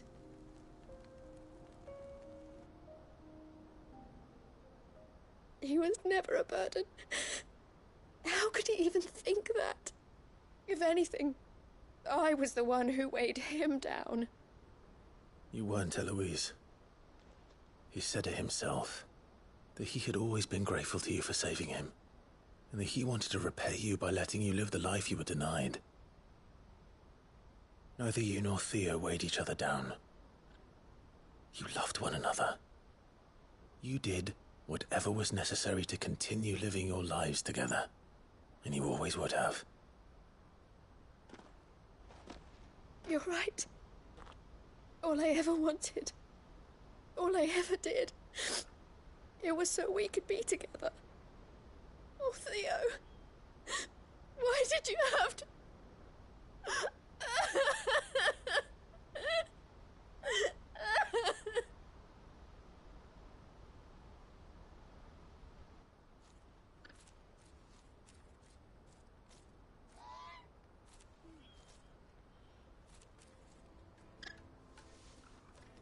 I know Theo wanted me to move on, but I'm staying here at the Crimson Caravans to continue our work. We can make a difference here. We can help people, save them. I need nothing more from life than that. So I'll carry on doing what we do, ensuring that goods, people, bearers get where they need to be, bringing smiles to people's faces just like we always have, and to Theo's. Wherever he is. This is the life I have chosen. The life I will always choose. I've made a choice of my own. To continue helping you however I can. Whenever you need it. Thank you, Clive. Let's go on together then. For Theodore.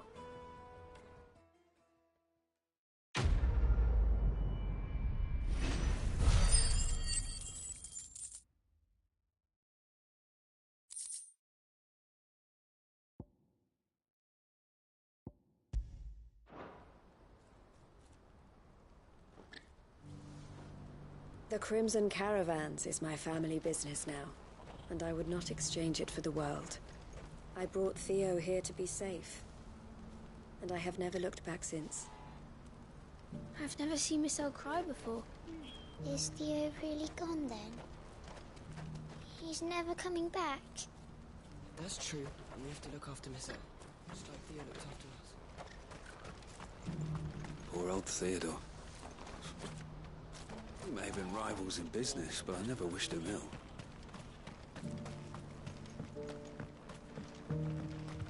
Do you have any fresh water? Tell me, traveler, do the other village...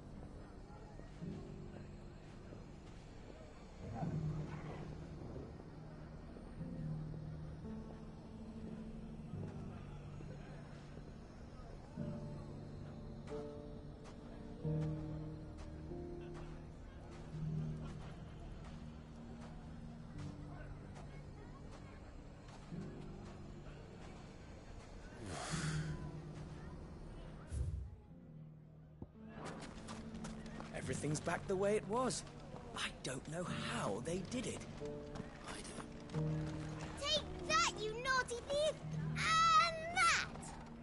Stop it, Renz! It's dangerous!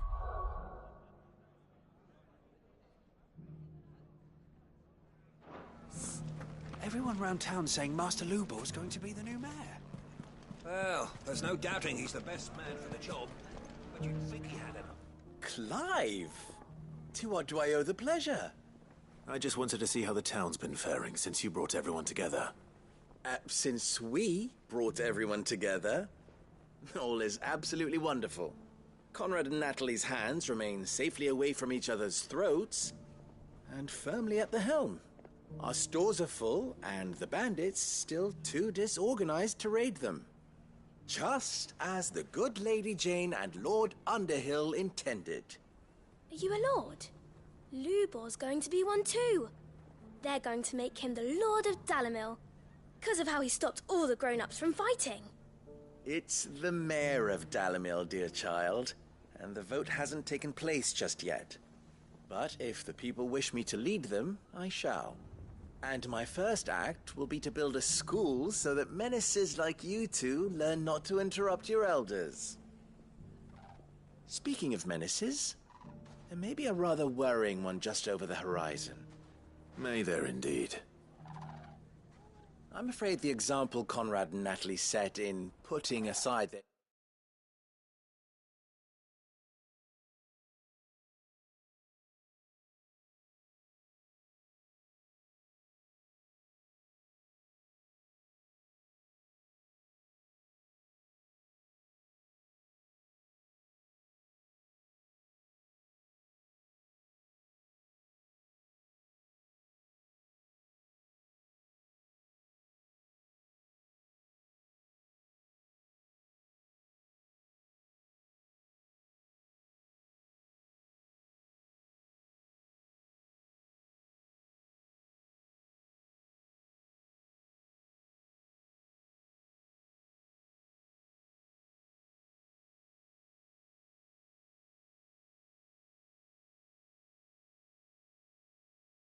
differences in presenting a united front might have caught the bandits' attention, and they might have elected to take a similar approach.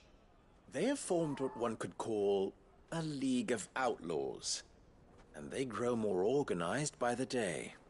But we'll fight them all off just like last time, no matter how many of them there are. Won't we, Lubor? Of course we will. If we continue to work together, we can overcome any challenge we choose to face. The longer we avoid facing this one, the more difficult it will be, until the only way to overcome it might be to run for the hills.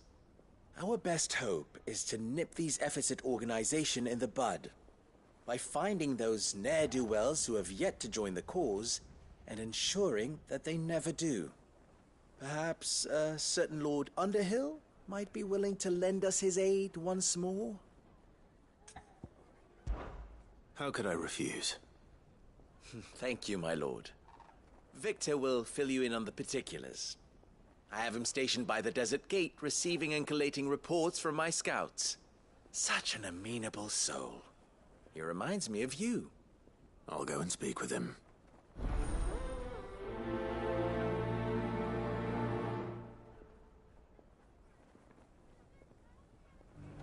What's the difference between a A League of Outlaws. Sounds like we have some competition.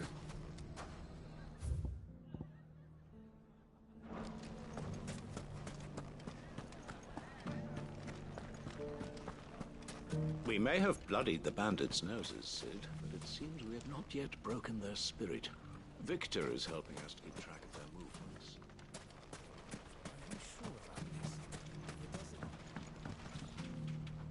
Still in Dalimil, Victor? Ah, Sid.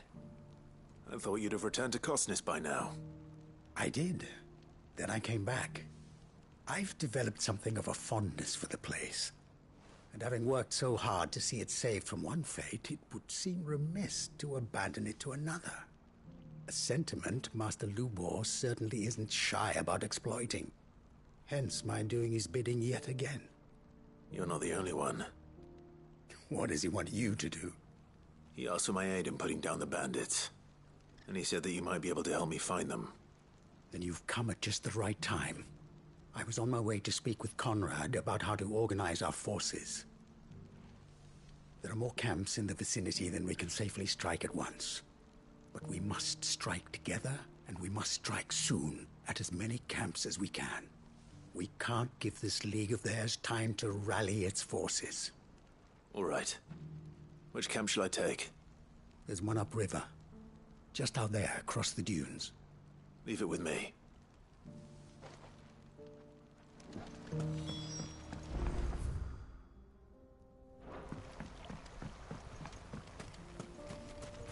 If those ne'er-do-wells want to band together, let them.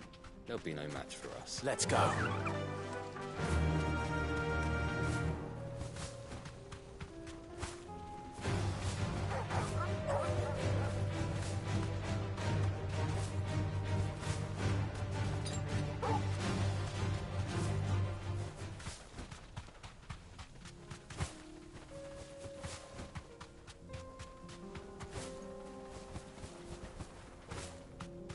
That must be the camp Victor mentioned. Come on then, Torgal. That's him! The one who killed Locke! Fingers! Take his head off!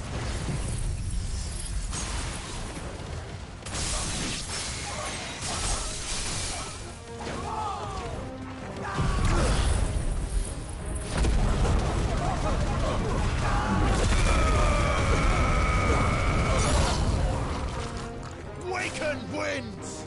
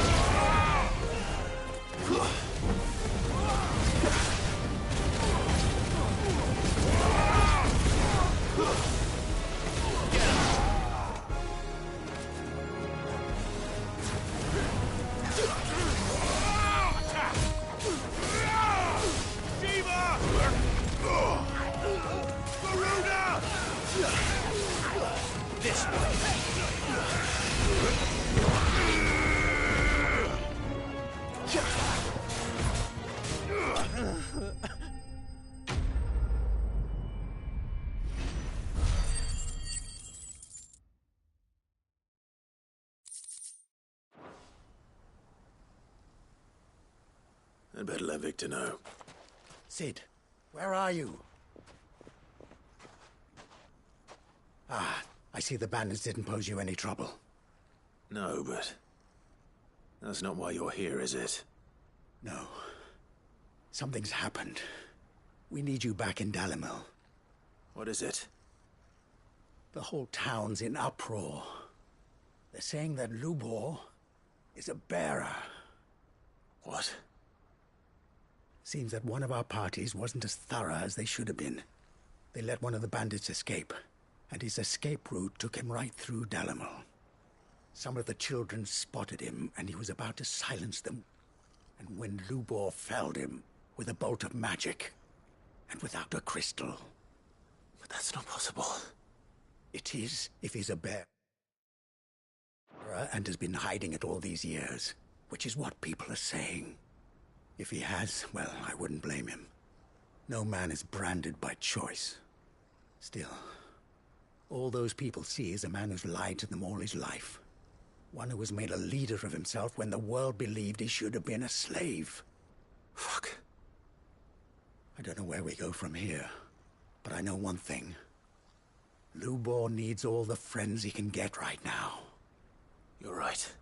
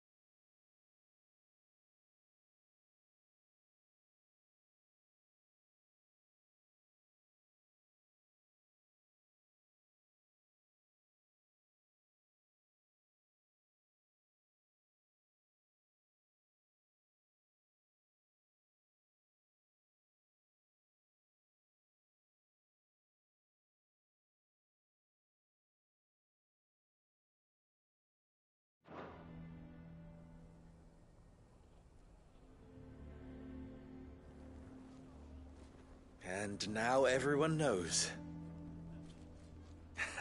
I made it a habit to keep a crystal close at hand for just such an occasion. And when that occasion arose, I forgot to reach for it. Well, it was bound to come out sooner or later. We're sorry, Lubor. We tried to keep running. But we just couldn't anymore. There's nothing to be sorry for. I rather enjoyed playing the hero for once. All that matters to me is that you two are safe. Look at him talking to his betters like it's nothing. All lies, I'll wager. Just like the ones he fed us all these years. Once people make up their minds, it's hard to change them. We need to do something, and quickly. Convince the people not to let their prejudices blind them. Convince them that nothing has changed. That their enemy lies outside these walls, not within them. You're right. We should speak to everyone. I'm glad you agree. I'll handle the townsfolk. I'm a Dalmec born and bred. They listen to me. You head to the tavern. Make Conrad and Natalie remember who Lubor really is. They know that Lubor and I are friends. I might not make for the most impartial of interlocutors. Lord Underhill of Randalar's League of Merchants, however, is a trusted and impartial mediator of note. I'll do what I can.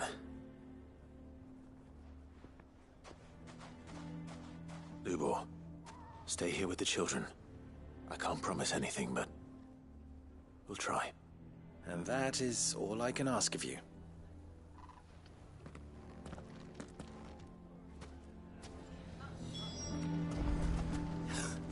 Why are you taking the bearer's side, Victor? Are you one too? You know I'm not. Just listen. Why do they always have to make such a fuss outside? It's driving away our customers. He knew all along that he was playing us for fools. And we fell for it. We followed him. A bearer.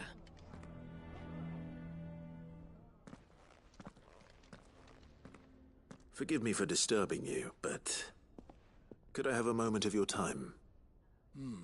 I've seen your face before. As have I.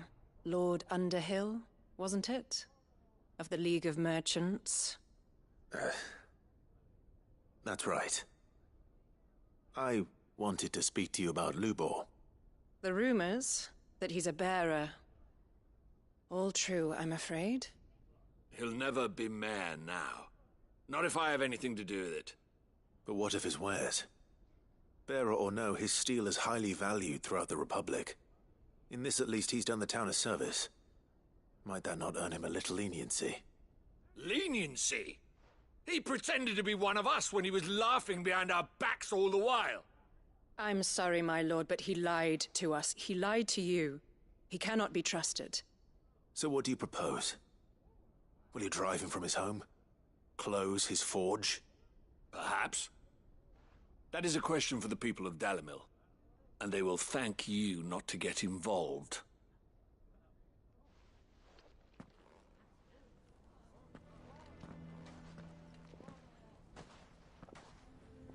The townsfolk have made their minds up. There was nothing I could do. Nor I. Conrad and Natalie refused to consider anything but their own wounded pride. You never know. Once their anger is cooled, they might see things differently.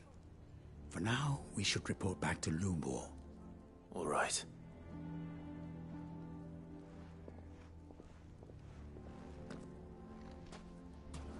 Why do they always have to make Why the hell would Victor take the bearer's side?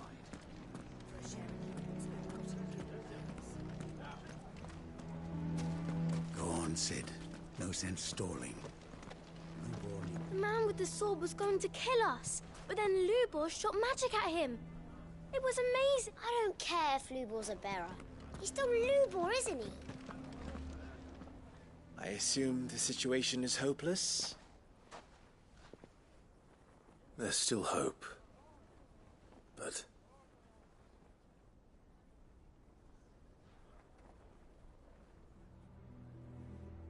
But perhaps not in this lifetime, I think it's fair to say. You mustn't think like that, Lubor. Give them time. They'll come around. We'll talk some sense into them in the end, you'll see. No, you won't. And your efforts would be better spent elsewhere.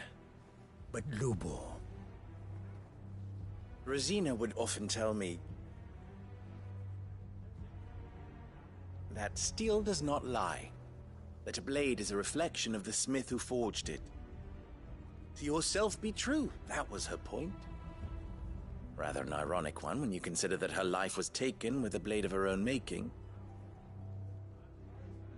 But I do not doubt that she was always true to herself and what she believed in, right to the end. And so must I be. I must do what I know to be right, no matter what others might think of me. And now, I know what that is. I must embrace my new role of villain so that the people of Dalimil have something to unite against. For only united can they hope to stand against the threat that awaits them. I'll need to make a suitably dramatic exit, of course. Don't go, Lubor. You're the only one who was ever kind to us. We'll be all alone. Again. Trust me, little ones. It is for the best that I go. Not only for the town, but for you, too. How could it possibly be for the best? These children need you. The least you can do is give the townspeople a chance to change their minds. They would not take it, Victor. It's over. Over, you say? And so just like that, you're going to throw this town and these children to the wolves? I thought you were better than this. But it seems you had me fooled as well. Victor. Forget it. Do what you will. You sure you're making the right choice, Lubor? Of those available to me, I believe it's the best one. Yes. Ah, but where are my manners? Here. A reward for clearing out that bandit camp. Right then. I have packing to do. If there's anything I can do. Anything. I'll bear it in mind. Thank you.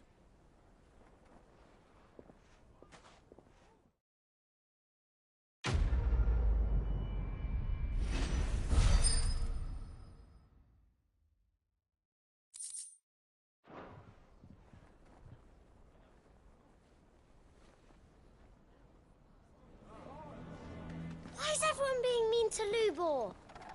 I'm going to go with him. If you're going to try and convince me to stay, save your breath. I will not put those children at risk. Why didn't he tell us?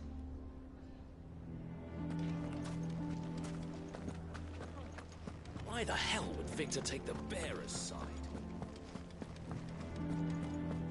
Lubor has been lying to us from the beginning. How can we trust him? You may have your business interests to consider, my lord, but do not think you can sway us with your honeyed words.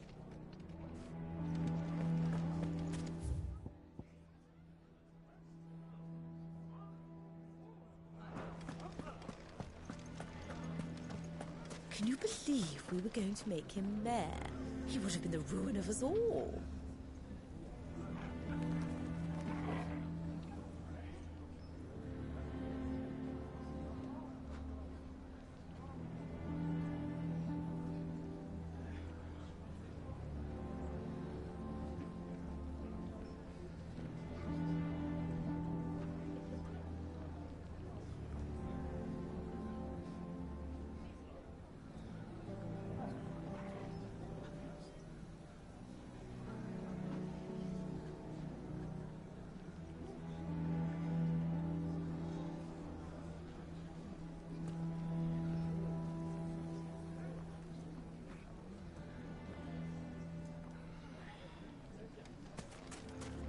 I think we'd better shut up shop for today.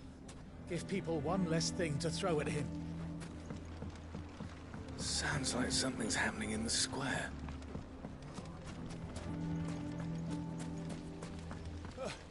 Those damned blackguards took all my best pieces.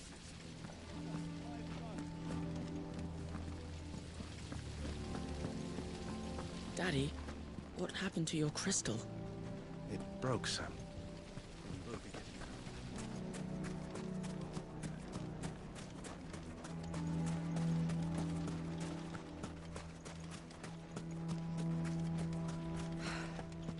Gilbert, take this crystal. It's no more use than the bearer I sold.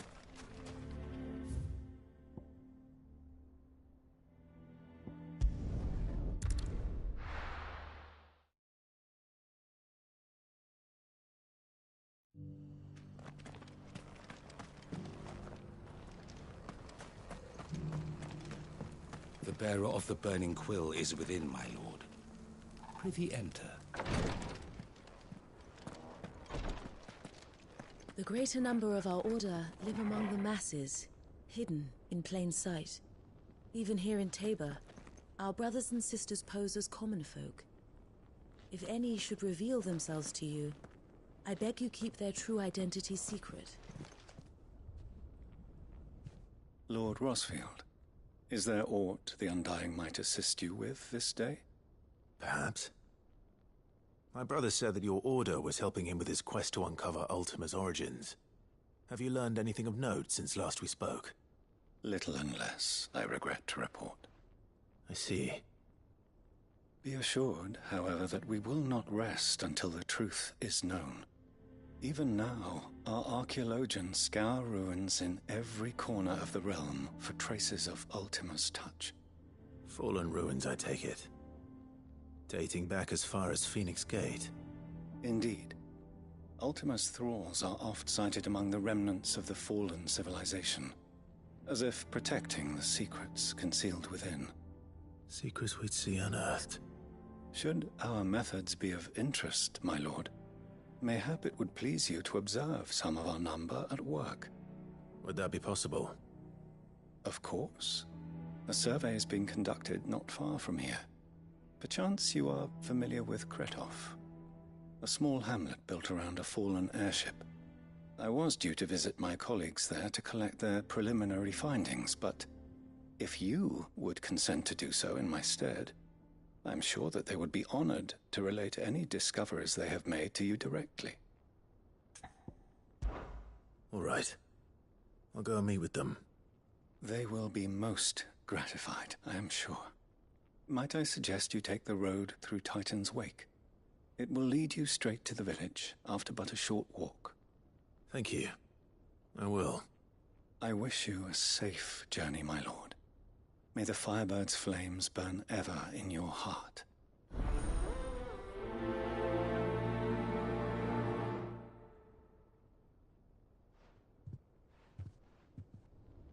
My colleagues await you in Kretov, my lord. But say the word, and they will be only too glad to share their findings.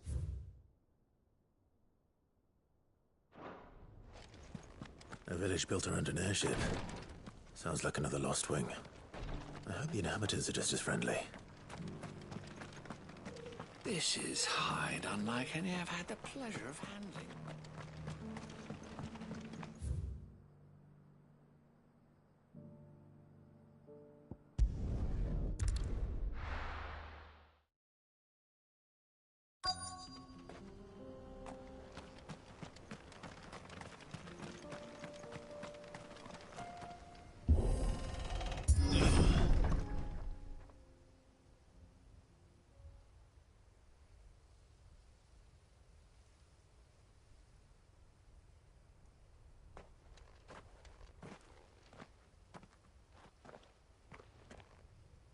Oh no.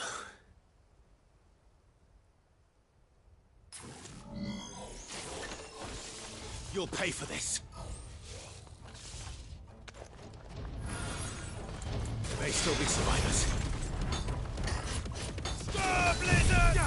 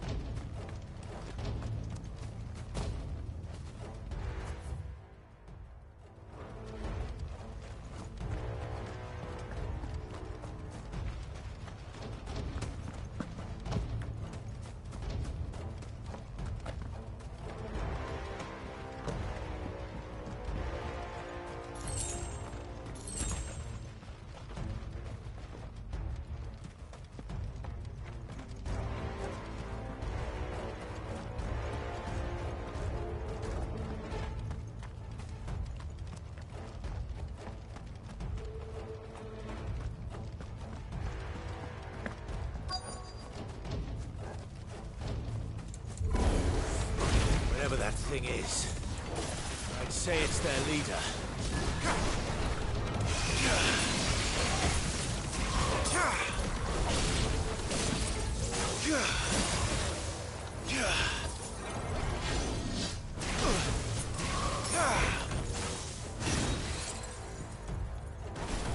Waken wind!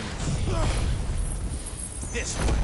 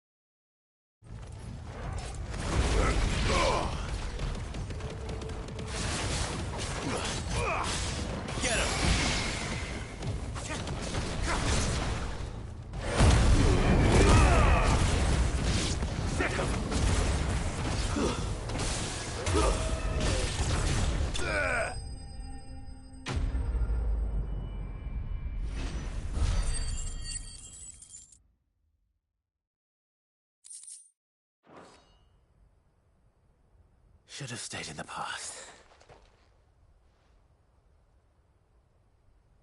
These must be Cyril's colleagues.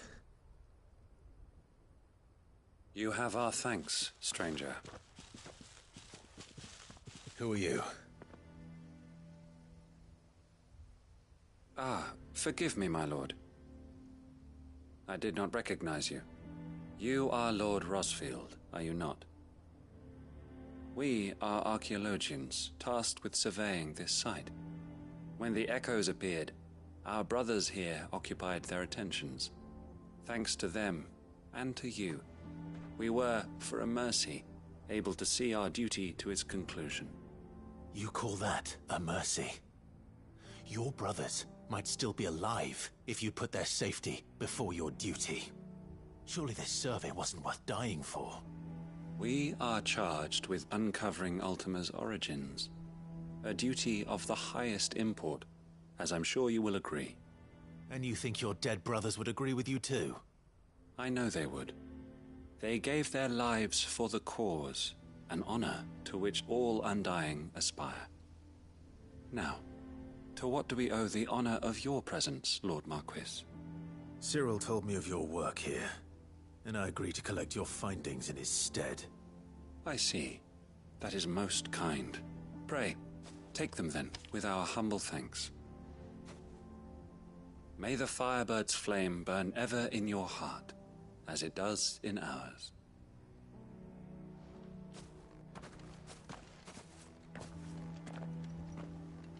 It's one thing to lay down your life for another, but for a survey... I suppose I'd better get this back to Cyril.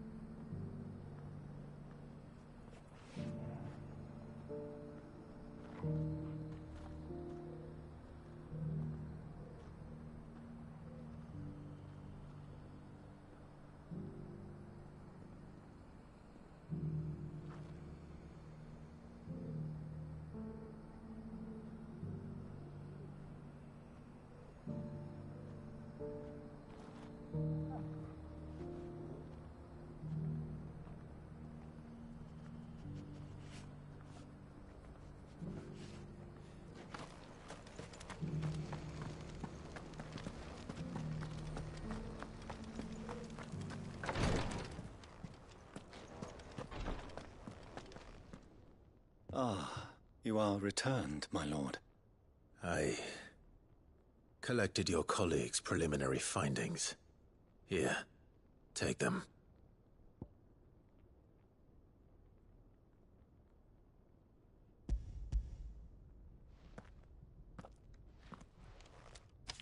My thanks. I shall study them, and inform you forthwith if I discover aught that might aid you in your fight against Ultima. Cyril, your survey party suffered several losses in Kretov. Losses which could have been avoided, had the others not chosen to complete their work, instead of saving their friends. Were these your orders? No. This was their choice. Every Undying devotes his life to the service of the Phoenix. It is our sole duty, and should we die in discharging it, so be it. Even when death is avoidable. My lord, I fear that this is not a point over which it would be fruitful to argue. The Undying have served the Phoenix for countless generations, and your opinion of our methods, however earnest, is not like to change them. We live to serve the Phoenix. Our very order exists for that purpose, and that purpose alone. Cyril, I know that you and your brethren answer only to Joshua, but allow me to offer you a word of advice. It does not further the cause of the Phoenix to have his loyal followers surrender their lives without good reason. Provide your survey parties with an escort, that they might live to do their duty for years to come. Think not only of how you can serve the Phoenix, but how Joshua would want you to serve him. Please. For all our sakes. I thank you for your advice, my lord. If you will permit me to respond, our faith in his grace, Joshua Rosfield, is absolute. And we of the Undying will do what we believe is right to fulfill our duty unto him. As first shield to the Phoenix, I am sure you understand what it means to do one's duty. I do. Then we are of the same mind. And it is my hope that we may continue to do our duty together.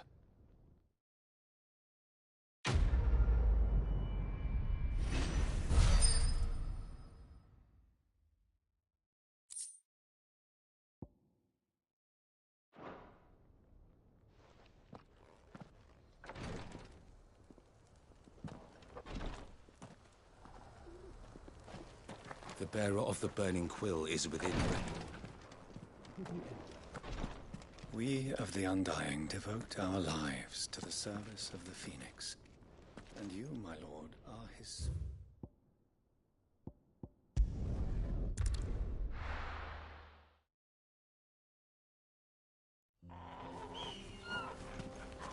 Oh, you're here. August waiting for you inside. Well? So Dravost is still standing. For now, at least. If you can swing a hammer, you can swing a sword. The brass neck of that girl. Everyone's coming together to fight for their lives, and she hasn't lowered her prices a gill.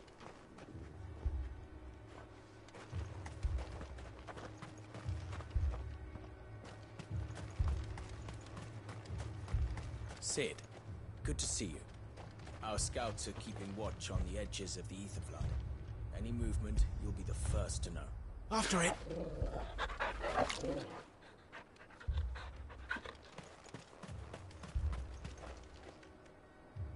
Clive! You're here! And the Akashic? Mostly off to the north still. But I spoke to Doris' scouts and it turns out things are worse than I thought. There's swarms of them out there. Told old Snotty to be ready to seal the north gate. That should buy us some time if we need it. Enough for the villagers to barricade themselves inside their homes, at least. Well done. Welcome back, Cid. I'd never have guessed, you know. Not if August hadn't let slip. Who'd have thought that the savior of Dravost would turn out to be the realm's most infamous outlaw? Keen to help us out again? I am. Thought you could sneak off without me, did you? Blackthorn. Oh, what are you doing here? One of the scouts couldn't keep his voice down. Unlike my best mate who didn't think I deserved to know. Zoltan, how long's it been? Long enough for us two to turn into a pair of old codgers, I see. That your idea of an apology? Prick. Don't listen to him. You only did what you thought was best. For the village and that. I did, yeah. But that ain't the whole of it. Vulcan, our master, didn't leave the chiefdom to the two of us. He left it to me.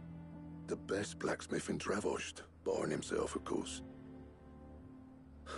Bloody stupid tradition, in my opinion. If someone's got talent, you should let them practice their craft, not ask them to settle petty feuds and barter for grain. Our master wasted half his life that way. I wasn't about to let that happen to me. So you wasted half of mine instead? You're what Dravost needed. Under me and my precious ideals, this place wouldn't have lasted a year. So I left to devote myself to the work and spare you lot the consequences. I may be a selfish prick, but I only did what I felt I had to. What you had to do was your duty! Even if it meant we all starved? Enough. This is no time for bickering. You can finish beating each other up once Dravost is safe. Fine. I've said my piece anyway. Yeah. So have I. Sorry, Clive. I shouldn't have stuck my nose in. We're short enough on time as it is. Still, give us a mo, would you? I need to get my head straight before any of them Akashic try to bite it off.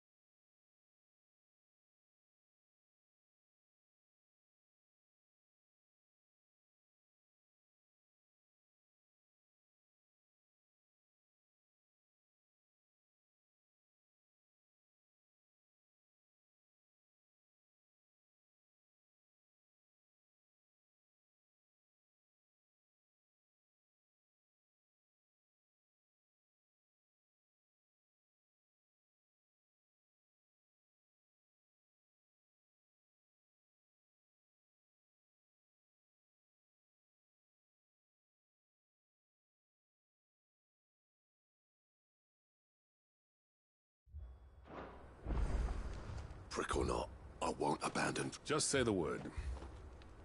The villagers know to keep out of sight with them. You, ready for the off, then? We can't afford to waste any more time. Right you are. Might be worth having one last word with the scouts, though. Don't want any nasty surprises, do we? Oh, and Blackthorn, you and Zoltan might be better off staying inside the... Akashic on the move. How close are they? Within sight of the walls, and there are more coming up from the mines. What was I saying about nasty surprises? They'll wash right over us if we stay out in the open. We're pulling back behind the gates. Good idea. Get yourselves inside, but keep your weapons handy. Understood.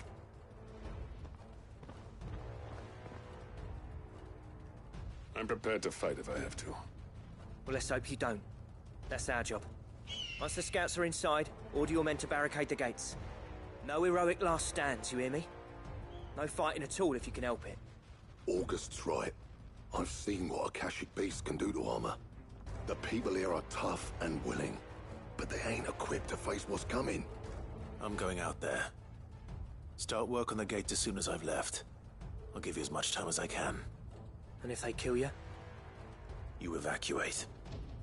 But it won't come to that. I promise. You'd better be right. Take good care of Dravoj till I get back. Leave it to me. And give those things what for, yeah?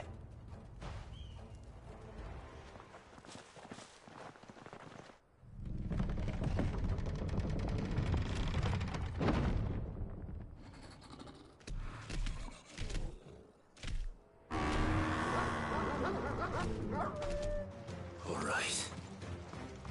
Which one of you's first?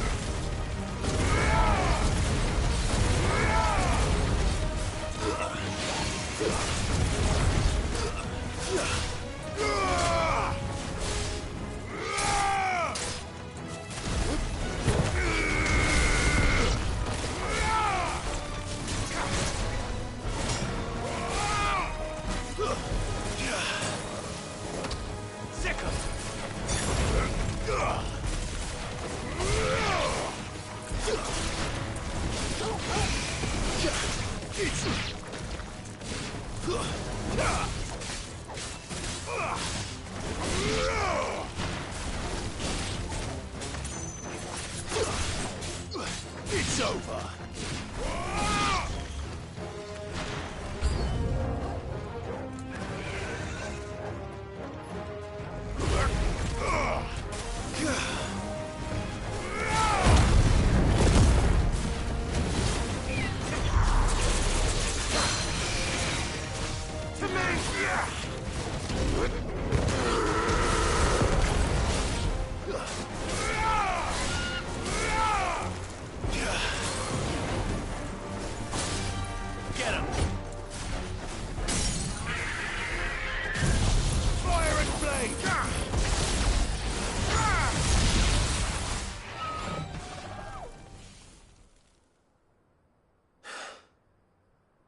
Is that it? Apparently not. You're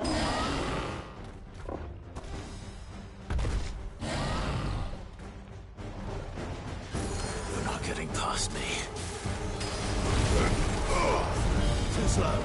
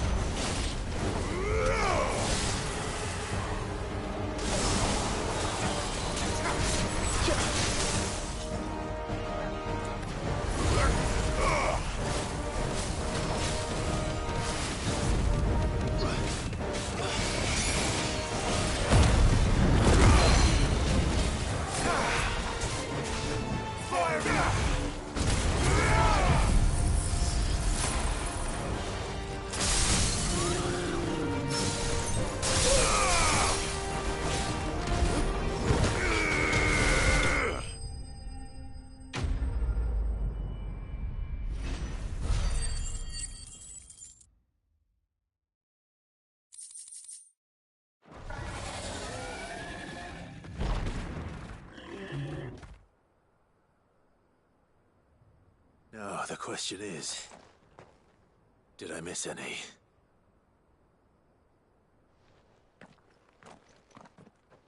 Man alive! You still in one piece? I slew as many as I could. As many as I could, he says. The old bleeding lot, more like it. Well, almost. Only almost. Yeah, one or two did try to sneak over the wall. But we got the bastards, don't you worry. Good. Though you do know, more will come in time. In time, yeah. But we can think about them later. Let's get you back inside.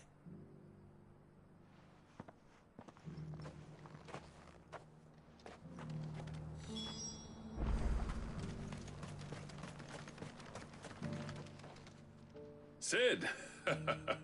You're even more fearsome than your reputation. Enough to give those Akashic monsters nightmares. I almost felt sorry for the wretched things.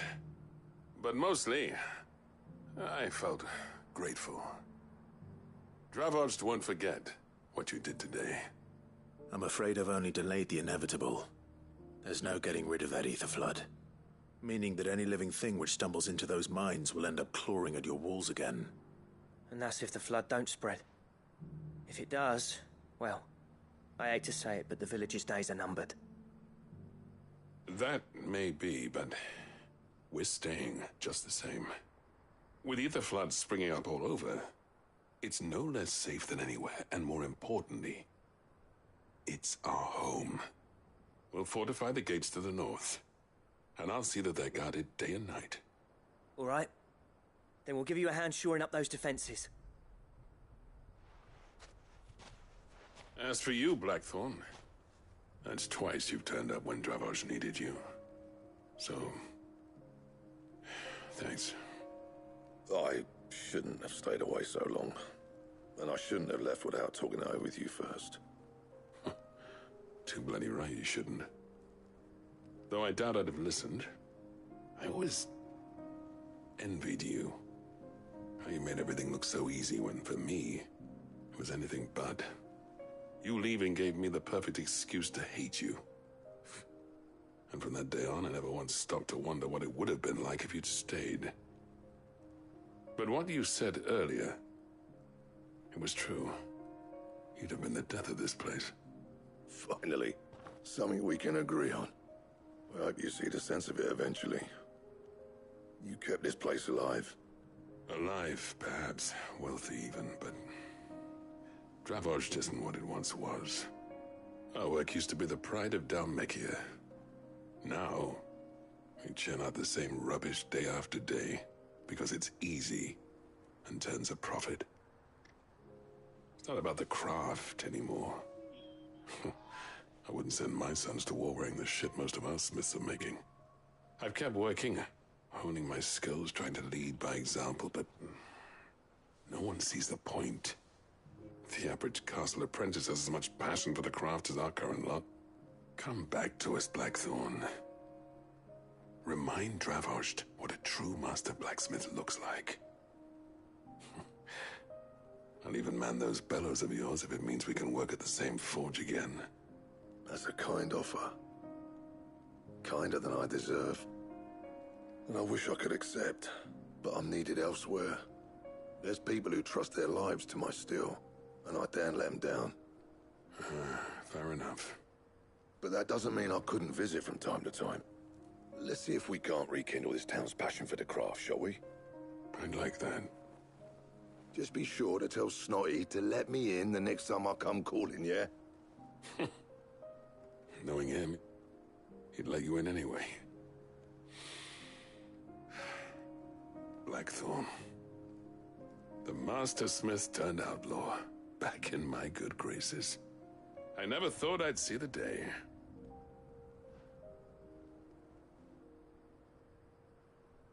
I'd say that went pretty well, wouldn't you? Even better than I'd hoped. Sid, I've got something for you.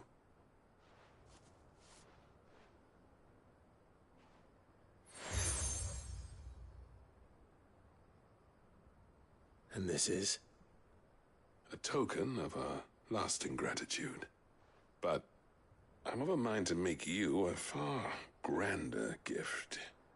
Designs for a certain sword have been passed down from chief to chief for generations.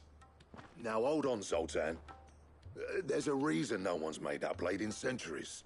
There's not been a craftsman equal to the task.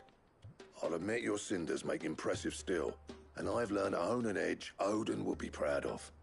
But the engravings on that thing are enough to make a jeweler cry. And they're not just for show, either. Have you forgotten what brought you back to Dravozd in the first place? A certain ring? I knew I'd never surpass you with the hammer and tongs. So I turned my hand to a different kind of metalwork. Between the two of us, I'd say we're the equal of any master craftsman ever to have graced a forge.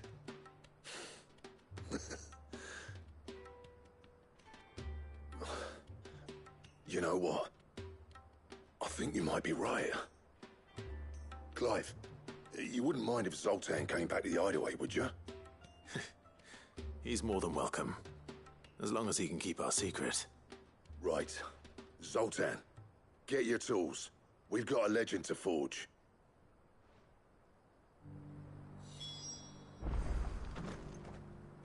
I'll get him back to the Hideaway. Don't you worry about that. With a little help from Blackthorn, I don't see why we can't restore... I'll tell you what, Clive. If we pull this off, it will ruin every other sword you've ever held.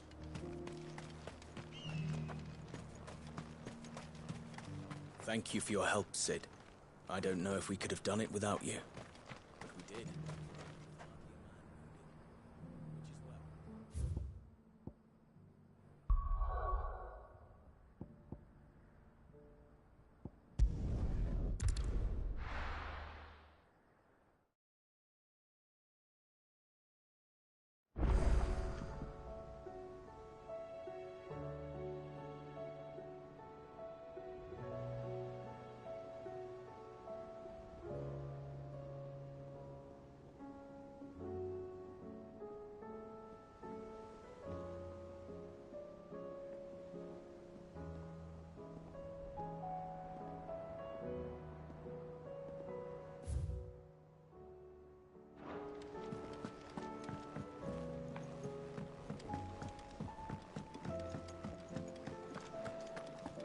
Thought I might grab myself a mug of Maeve's mead. Settle me stomach, you know, before we take to the high seas. Boiling the brine.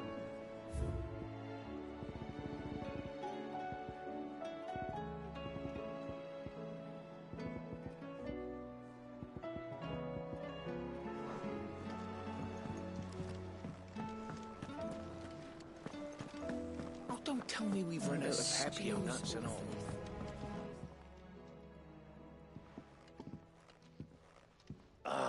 The man himself. We were just about to make a start on that sword I promised you. It's funny, but none of this would have been possible without your help. You remember Camille? We'll be using his leatherwork for the grip. The steel, meanwhile, will be tempered in a fire, burning the cinders you charmed out of old Zoltan here. And that whetstone from the Outer Isles, that'll be what gives the blade its edge. And the final flourish will be my talented colleagues engraving. A team effort led by the greatest blacksmith alive. Now, save that talk till the thing's finished, yeah? Right. I'm ready if you are. To the bellows it is, then.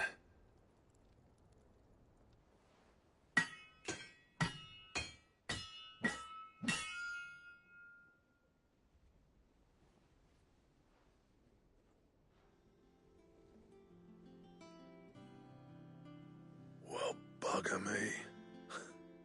We actually did it.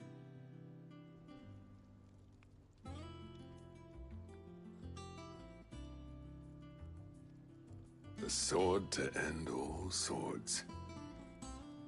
Ragnarok. It's quite something. I trust you'll take good care of it. Thank you. Both of you. So, does this make you pair the greatest craftsmen alive, then? This? Nah. This was just following the footsteps of the greats of old. It'll take more than that to earn us our place in history. But we're up for the challenge. Here.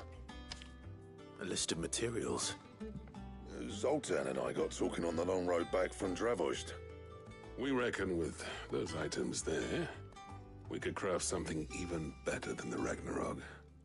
Something worthy of a legendary outlaw like yourself. That's a weapon I'd like to see. You leave this list with me. I was hoping you'd say that. One legend at a time, eh, lads? Before you start on the next, who fancies raising a cup to friendship reforged? Good idea. No more drinking to forget my past. It's about time I had something to celebrate. Then tap the kegs! Vulcan's boys are on their way!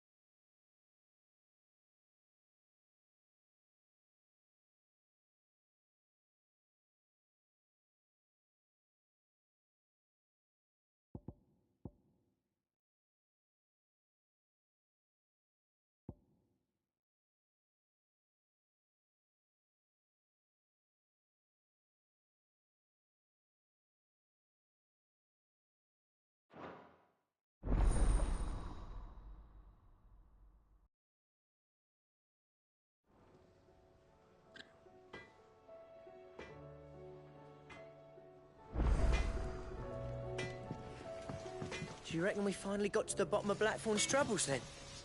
That'd be something, eh? Though he wouldn't be Blackthorn if he didn't give us the odd scowl. No need to thank me for the sword. I'm happy just to be here. You've built a fine home for yourselves, and I can see why Blackthorn's so taken with it. Look after the old bastard for me, will you? I'll be off soon, but next time you're in Dhalmekia, be sure to pay me a visit. Snotty will let you in.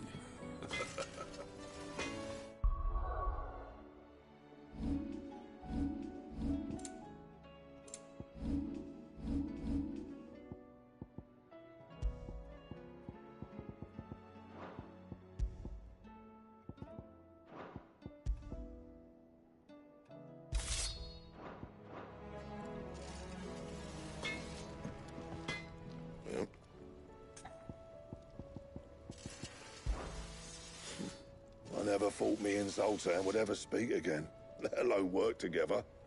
And if it hadn't been for you, we wouldn't. You've been a good friend to me, Clive. The best. What do you want?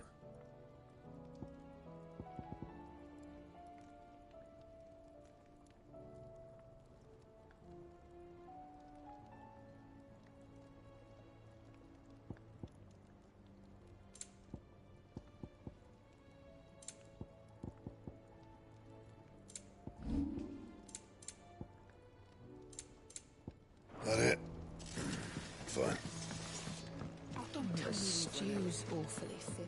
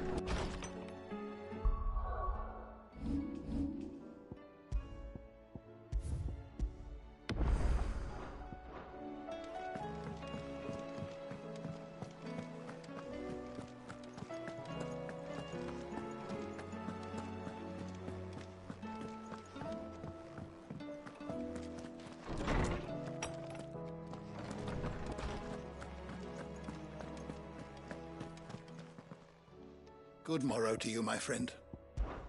If I may observe,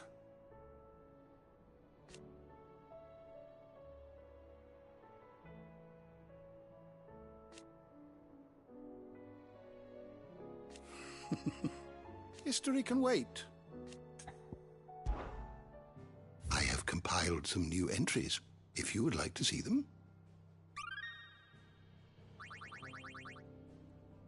If you have a question for me, I should be happy to answer it.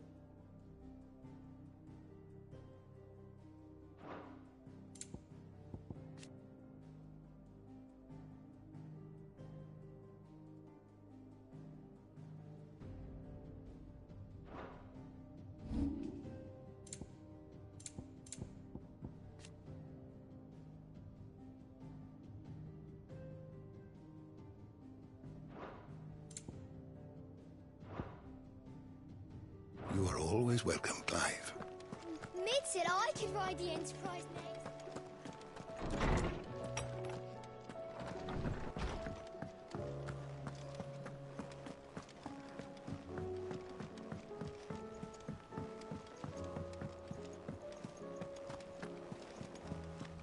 Covered in nicks and lumps.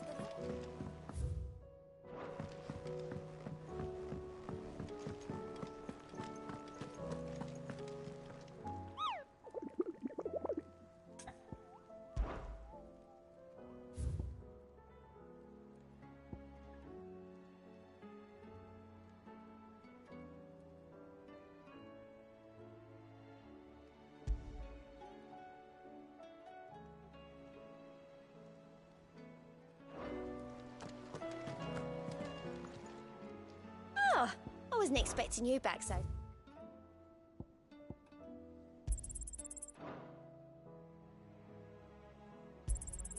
You earned this.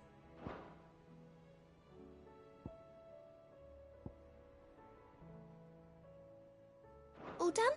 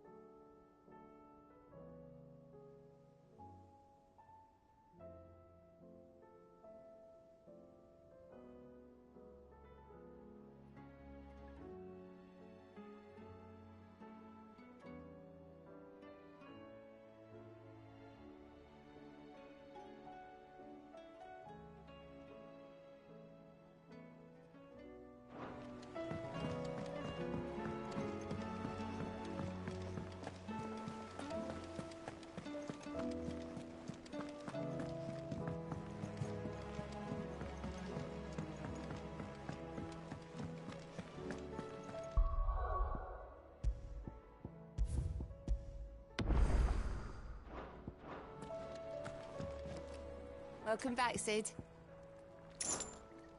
As if setting our people free wasn't enough. Good news, everyone. The casks have been liberated. Here's to Sid.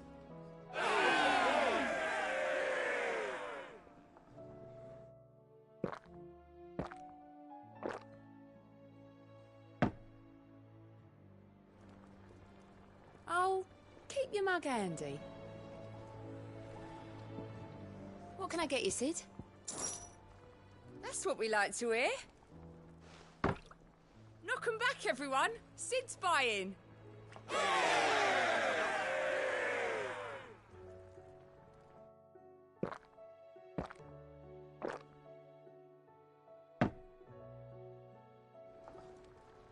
Oh, you're not leaving already, are you? Welcome back, Sid. Well, someone's in a good mood. Drink up, you lot. The next round's on Sid.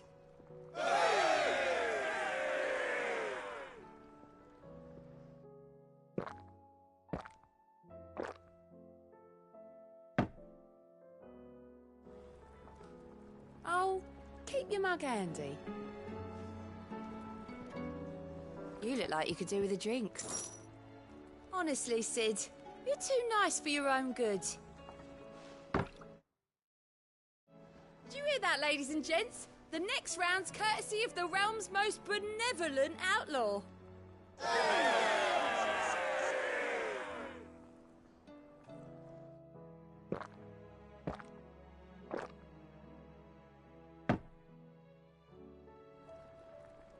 Don't be a stranger, Sid. Welcome back, Sid. Oh, keep your mug handy.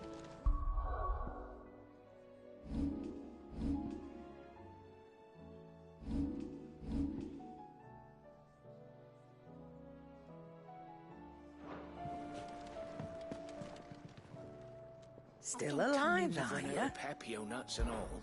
Going purse weighing you down.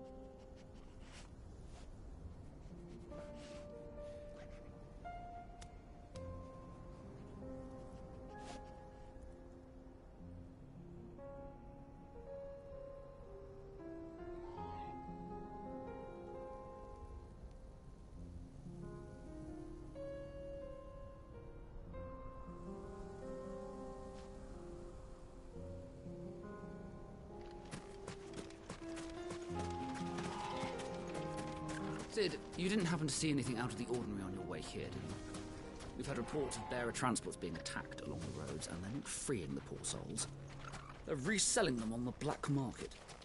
If we can catch them in the act, perhaps we can kill two birds with one stone.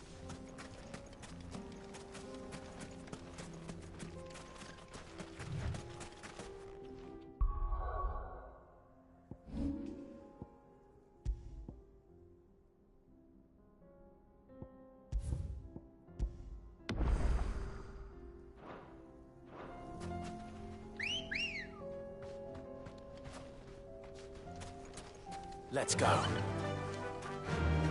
Fly, Ambrosia.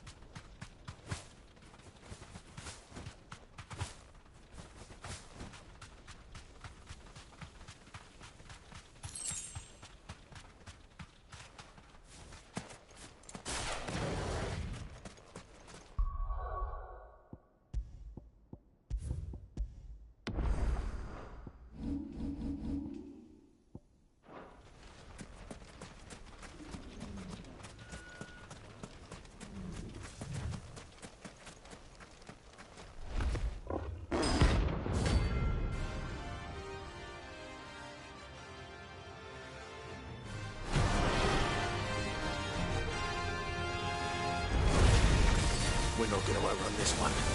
Stay close, Torvald.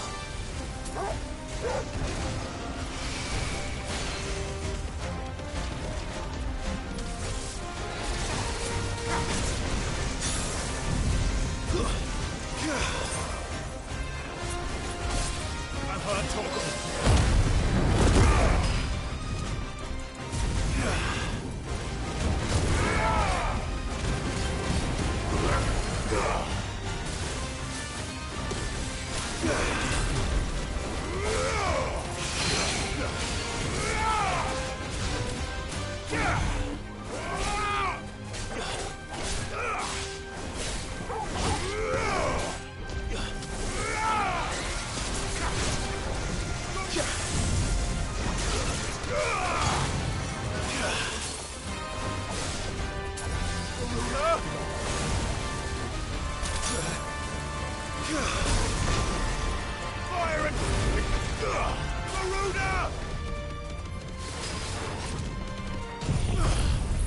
Help me, boy.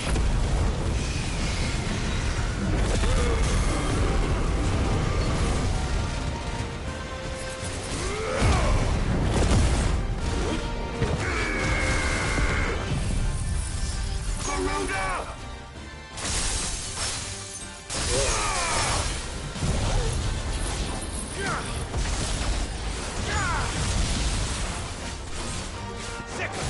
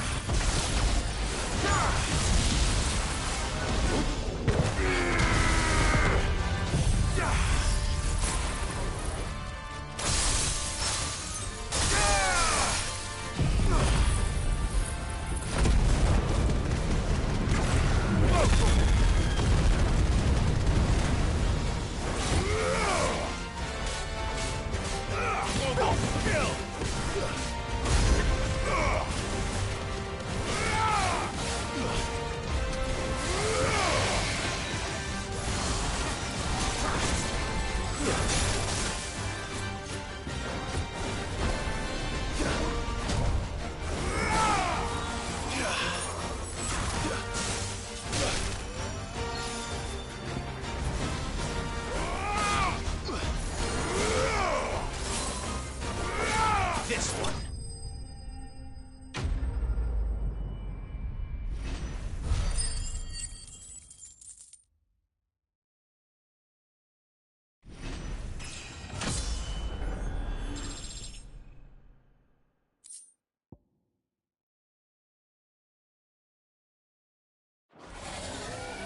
Should have picked on someone your own size.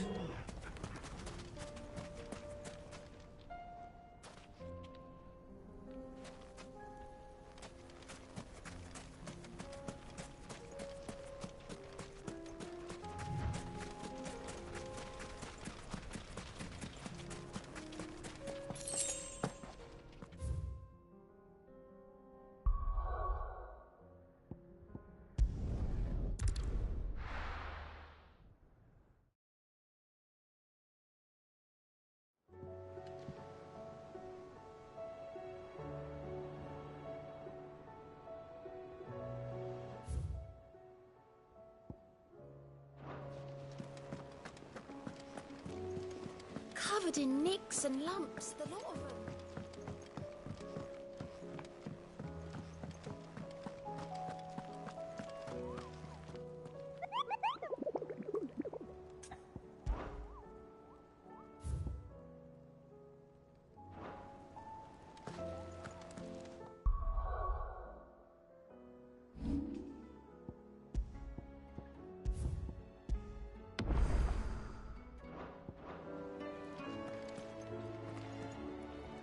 Is something wrong? Not at all. Honestly. Can't a man wish his friend farewell? Just wanted to let you know that I'll keep things in order while you're off saving the world. I'll hold you to that.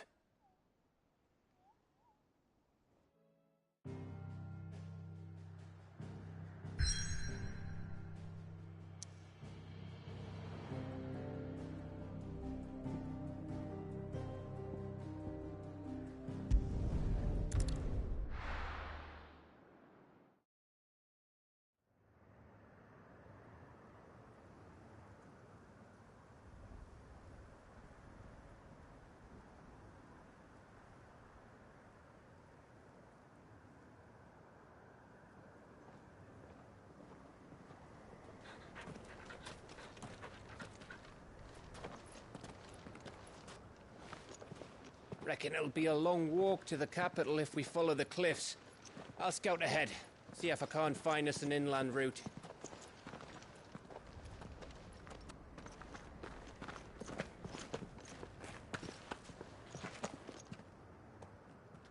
Clive.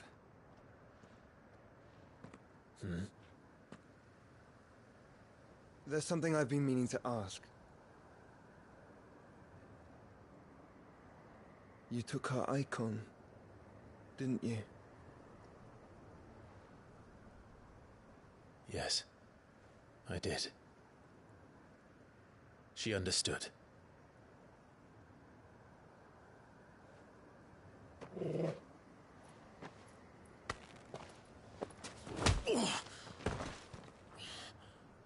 Oh, she understood. Understood that you decided to save the world all on your own, and that you'd die without her power. How dare you make her choose? You knew damn well she'd never refuse you. But I will. You can't keep pushing us away, Clive. The world is ours to save, not yours.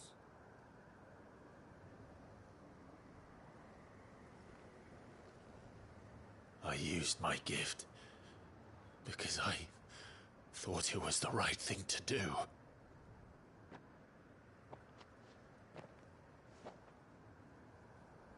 And you truly believe this will save you? Will save us all? I do.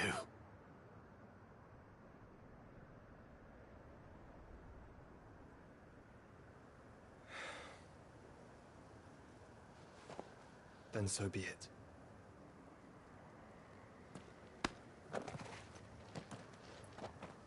Just don't forget, you're not alone.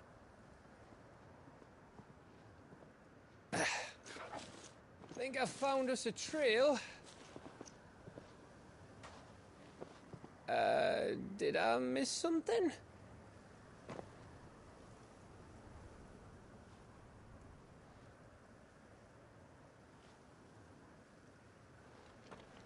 Only that Joshua didn't.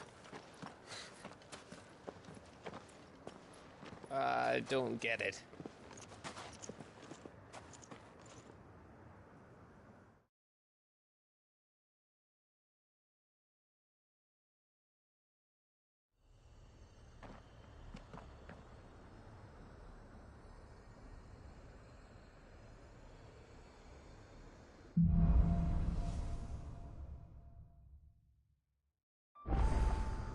Always wanted to visit Ash.